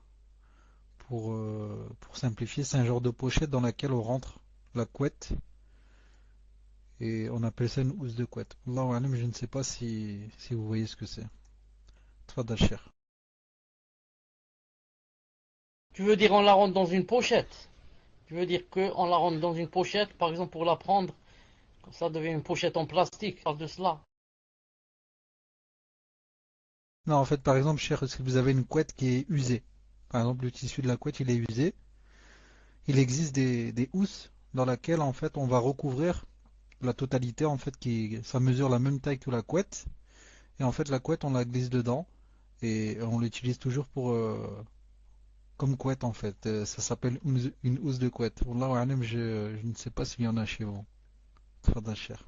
Si je trouve une photo, sinon je vous la fais parvenir, Inch'Allah. Muslim, Hagart al-Jazair, on a des housses de couette, je te confirme. Le cheikh, en fait, c'est comme les housses pour, couvrir les matelas ou autres. C'est comme des draps et ça enveloppe toute la couette, comme ça la couette ne se salit pas, ou si elle est usée, ça recouvre. Là, j'ai pas la relation avec la question, c'est quoi la pochette, etc. Après, supposons qu'il y ait Algérie, après. Naam, explique-moi, j'ai pas compris. Non, mais cher, car vous disiez que la soie, elle est interdite pour l'homme, pas pour la femme. Donc si cette couette, elle est contenue dedans, si elle est contenue dans cette housse qui est faite en une autre matière, est-ce que c'est autorisé ou pas? D'accord, après je discuterai, Inch'Allah, avec Abou Zakaria. Quand je comprendrai, je répondrai, Inch'Allah. J'ai pas encore compris. Tfaddal, Juz, Inch'Allah, une autre question. Madame Cheikh, là, je vous montrerai ce que c'est. En attendant, je vous pose une question, la question suivante, mais il me semble que vous n'avez pas la même. C'est la question d'une sœur qui dit Arshadakumullah li ta'atihi, ya Cheikh. J'espère que vous vous portez bien, bi'idnillah. Le croyant aura-t-il la possibilité de rentrer par plusieurs portes au paradis, ou bien devra-t-il faire un choix? Jazakumullahu khaira, khaira al-jaza, wa barakallahu fikum pour ce cours, et qu'Allah nous réunisse dans son firdaus al-a'la. Amin. Amin. Donc, le croyant, vous avez vu dans le hadith tout à l'heure, à la fin, Abu Bakr Siddiq, quand il demandait, il a dit ya Rasulallah, est-ce qu'il y a un moyen pour, c'est possible que des gens soient appelés par beaucoup de portes, par plusieurs portes? Il a confirmé, alayhi salam, il a dit oui, et j'espère, Inch'Allah Ta'ala, dans le sens je souhaite que tu sois l'un d'eux. Je souhaite que tu sois l'un d'eux. Donc la personne, par exemple, si c'est le genre qui jeûne beaucoup, nafila, et en même temps, par exemple, qui prie beaucoup la nuit, c'est un exemple. Elle sera appelée par deux portes.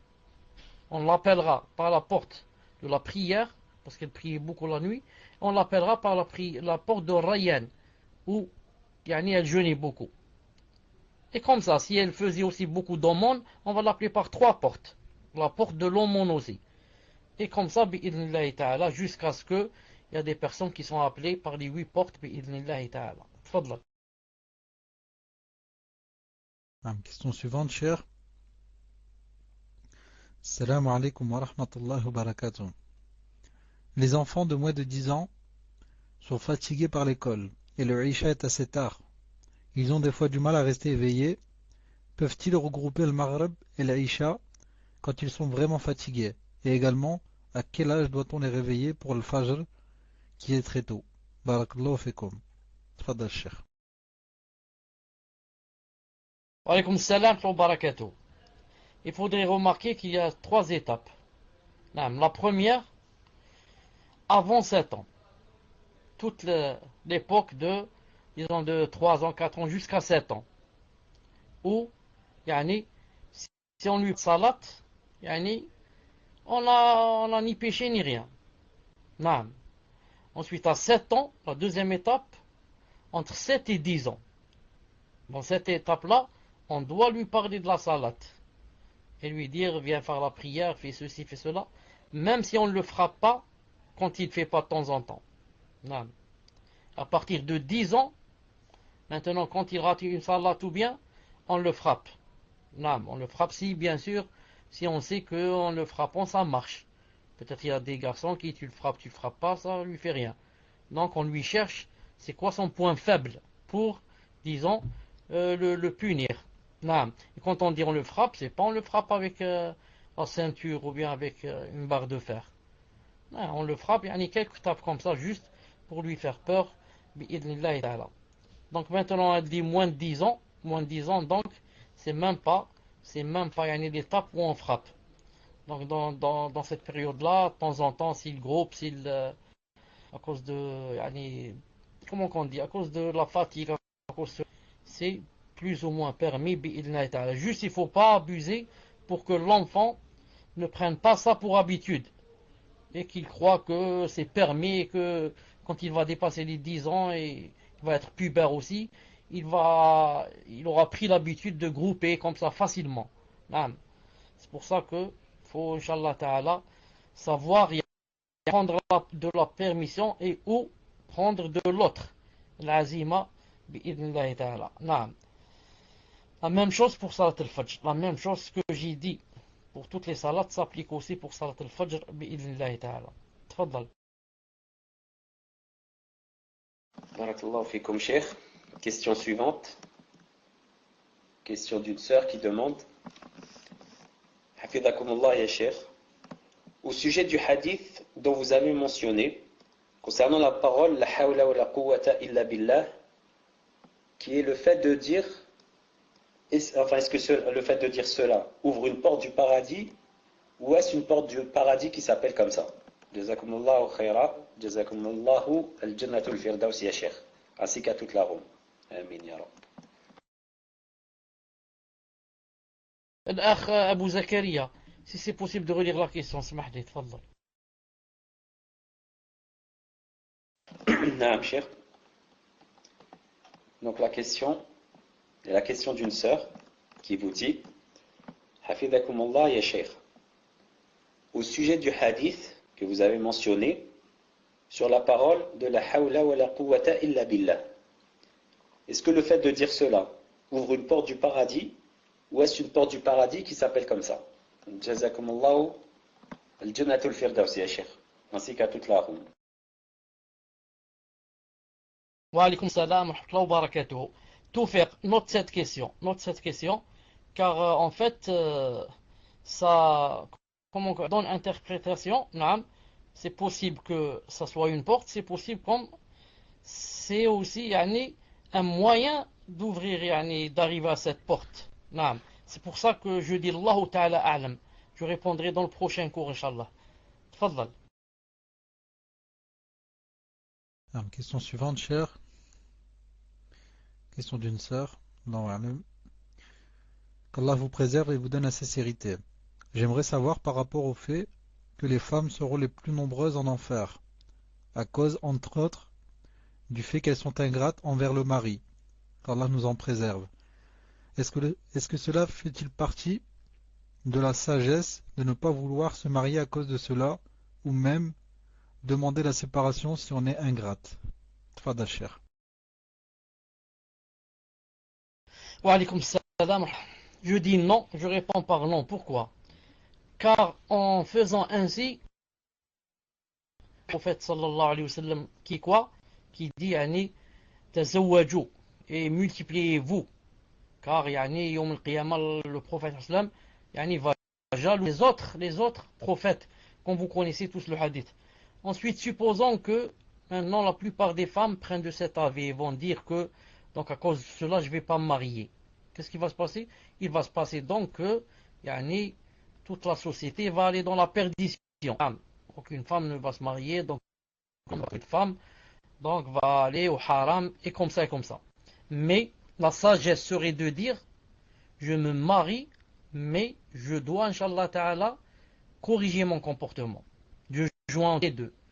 Appliquer le hadith du mariage et appliquer et se préserver du hadith des femmes de l'enfer. Et c'est facile. Pour toute femme qui cherche l'obéissance d'Allah subhanahu wa ta'ala, elle peut se maîtriser.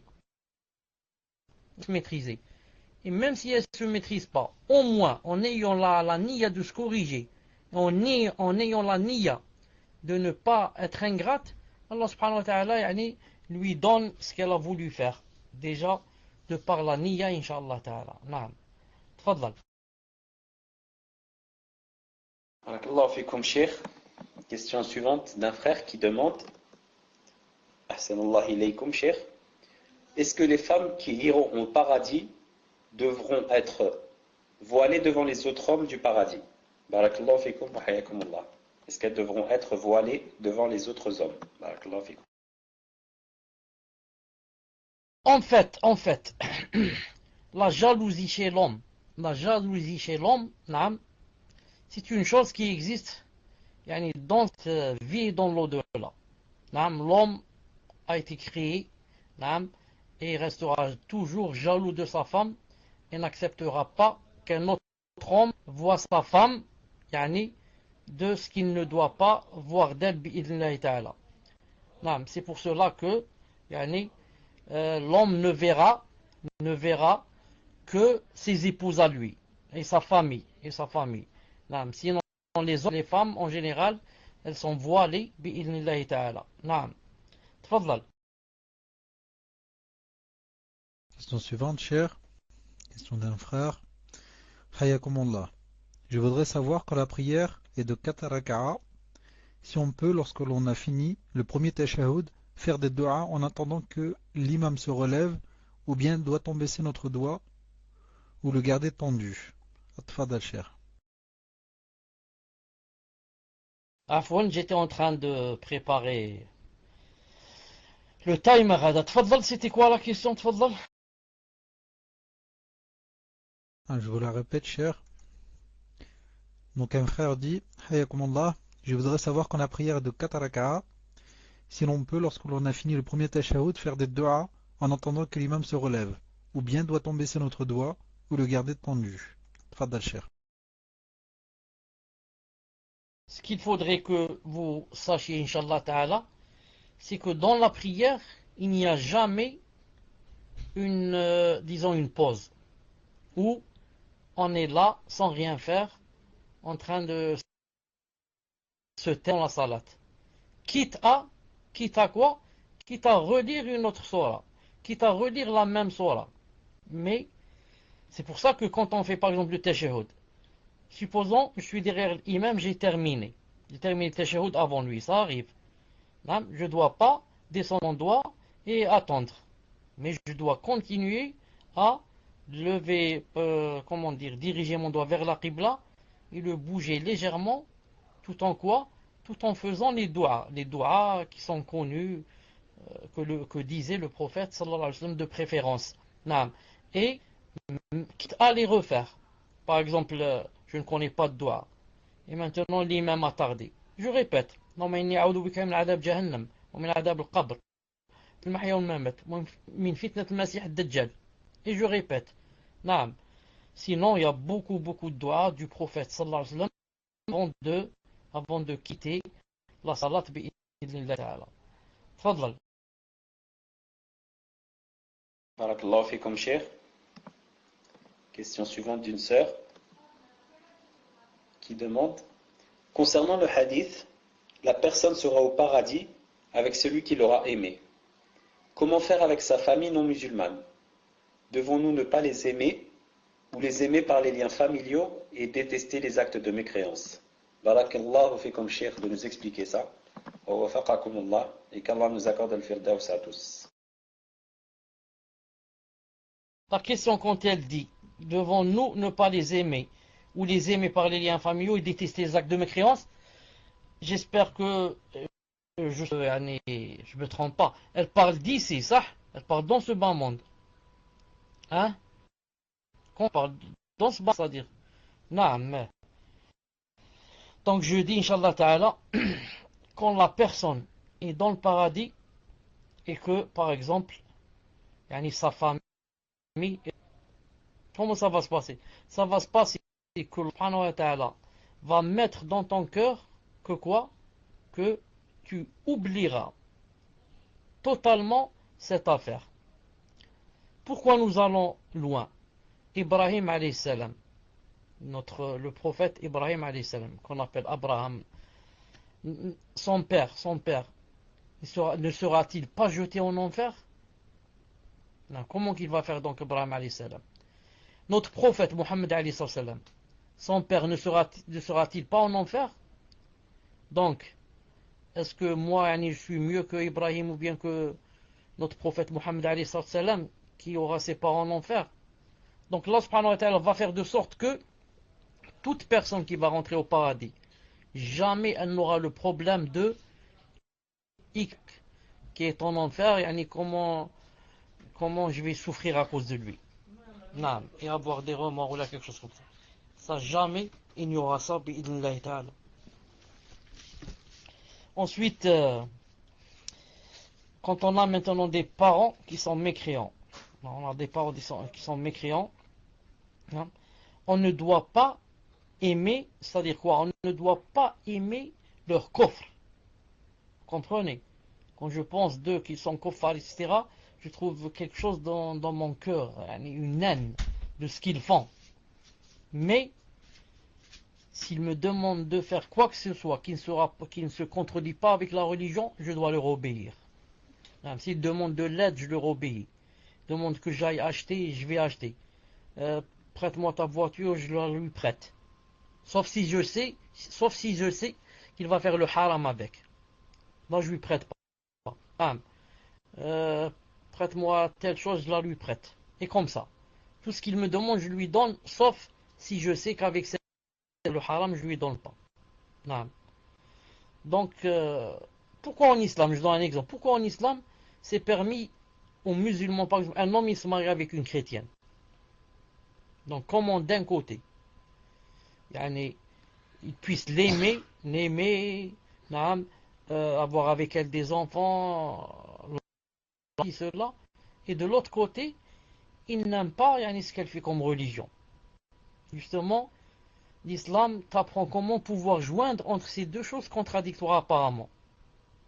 Non, comment d'un côté c'est ma femme, je l'aime comme un homme aime une femme, et de l'autre côté, je hais ce qu'elle fait. Non, je hais ce qu'elle fait. C'est comme ça qu'il faut être avec les parents. Je les aime d'un amour naturel parce que ce sont mes parents, mais je n'aime pas ce qu'ils font. Je n'aime pas ce qu'ils font et je me désavoue de leur religion. Non, tfadal. Je profite puisque vous n'avez pas pris le micro. Aucun de vous n'a pris le micro. Je profite pour dire que il y a des savants qui disent pour sortir de ce dilemme, ils disent on prend de quoi? On prend du verset en général qui dit quoi? Qui dit qu'un musulman ne doit pas aimer un kafir. Et reste pour les parents qui sont des kuffars, je leur obéis sans les aimer. Non. Regardez le verset qui va suivre. Le verset, une seconde. Regardez ce verset. Une seconde. Là, le verset. Regardez ce verset.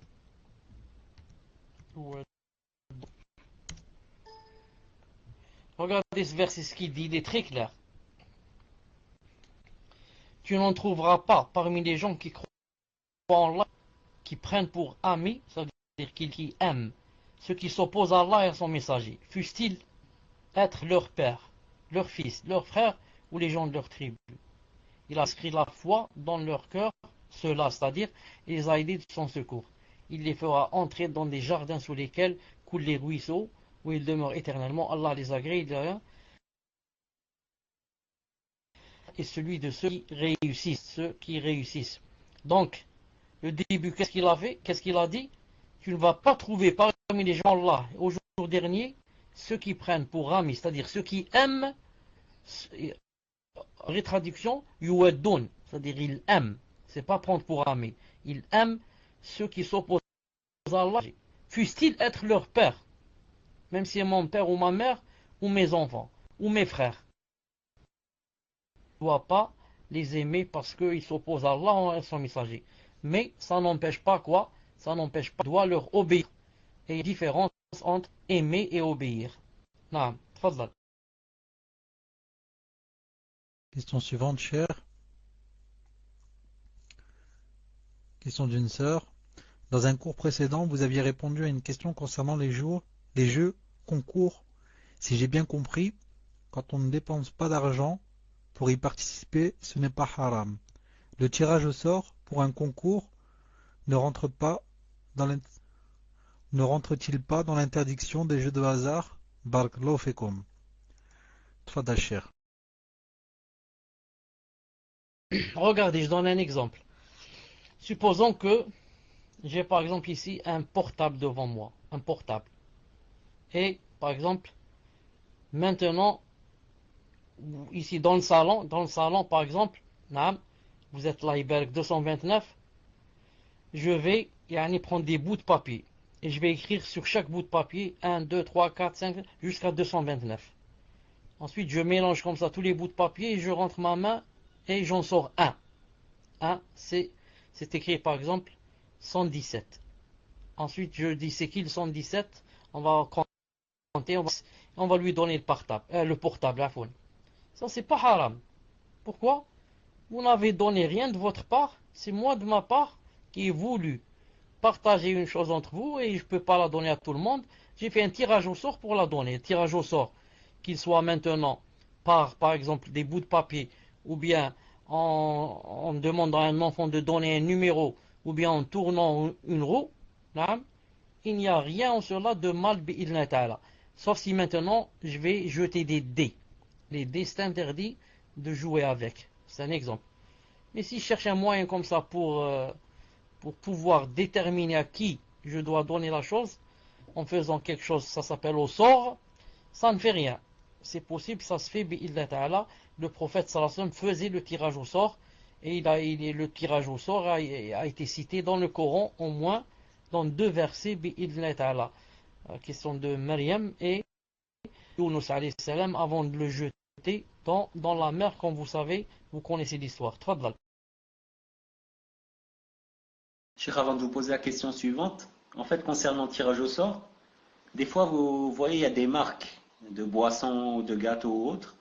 Ils font un tirage au sort et en fait, certaines personnes achètent le produit spécialement pour participer au tirage au sort. Parce qu'il faut acheter, par exemple, ce gâteau ou autre pour pouvoir participer au tirage au sort. Donc, est-ce que ça rentre aussi dans... Est-ce que ça, c'est permis aussi, cher? Justement, ça c'est clair que c'est haram. Nous, qu'est-ce qu'on a donné comme condition? On a donné que tu ne dépenses pas un sou de ta part. Maintenant, au lieu qu'on te dise de donner l'argent, on te dit achète un gâteau ou bien achète quelque chose chez nous et on va faire un tirage au sort. Achète une limonade et on fait un tirage au sort et comme ça. Ça c'est interdit. Vous avez compris? Certains à la télé ou là, ils te disent si tu veux participer avec nous dans un tirage au sort, il suffit juste d'écrire un SMS. Envoie-nous un SMS. Mais en envoyant un SMS, tu envoies de l'argent. L'SMS, il coûte par exemple 5 dinars chez nous en Algérie. Chez vous, je ne sais pas, 1 euro ou moins. Ça participer. Non.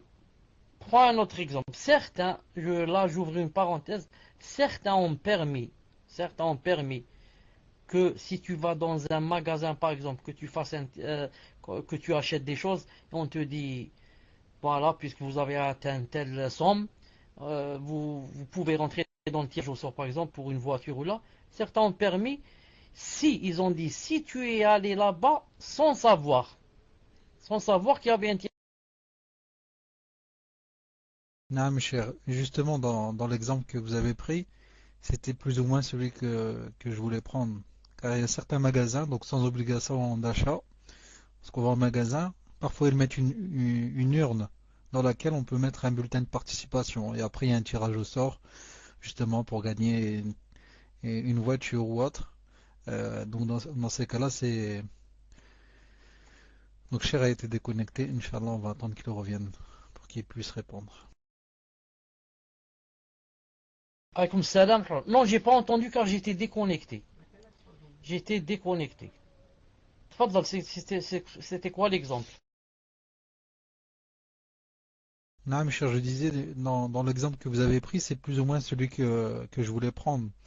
Car il y a certains magasins ici en France qui mettent parfois des urnes de participation par rapport à des tirages au sort, dans laquelle donc on est libre de mettre un bulletin de participation ou non, et c'est sans obligation d'achat dans le magasin.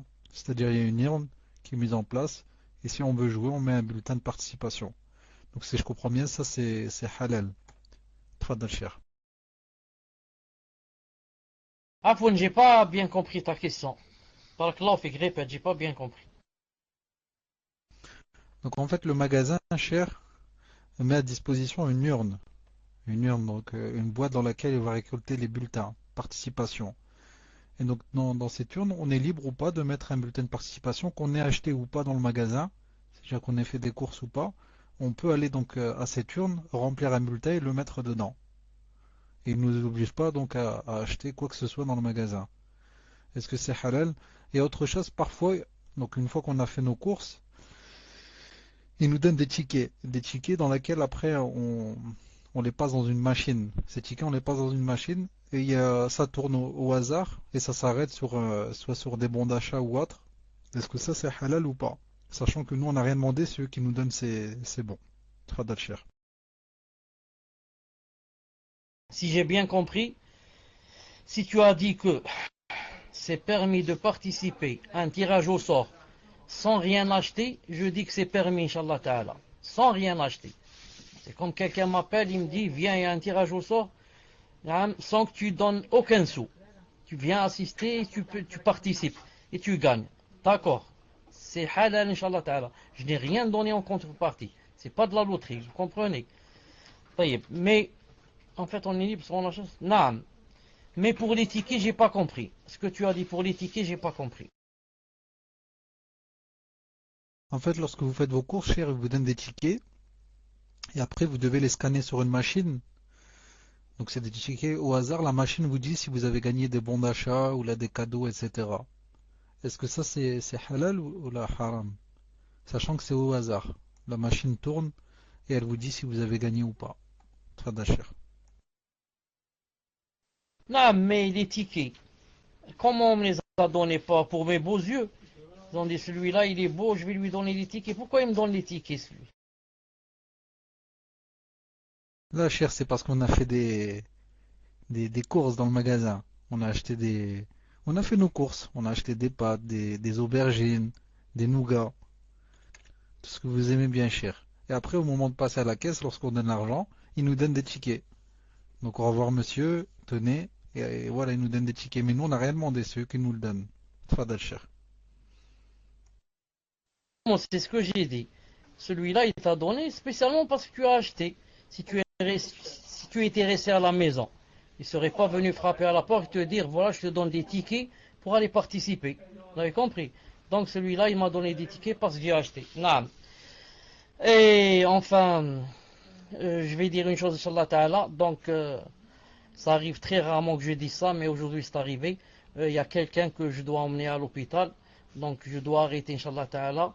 Et vous donne rendez-vous, Inch'Allah Ta'ala, dans le prochain cours, bi'idnillahi subhanahu wa ta'ala, car il y a une urgence.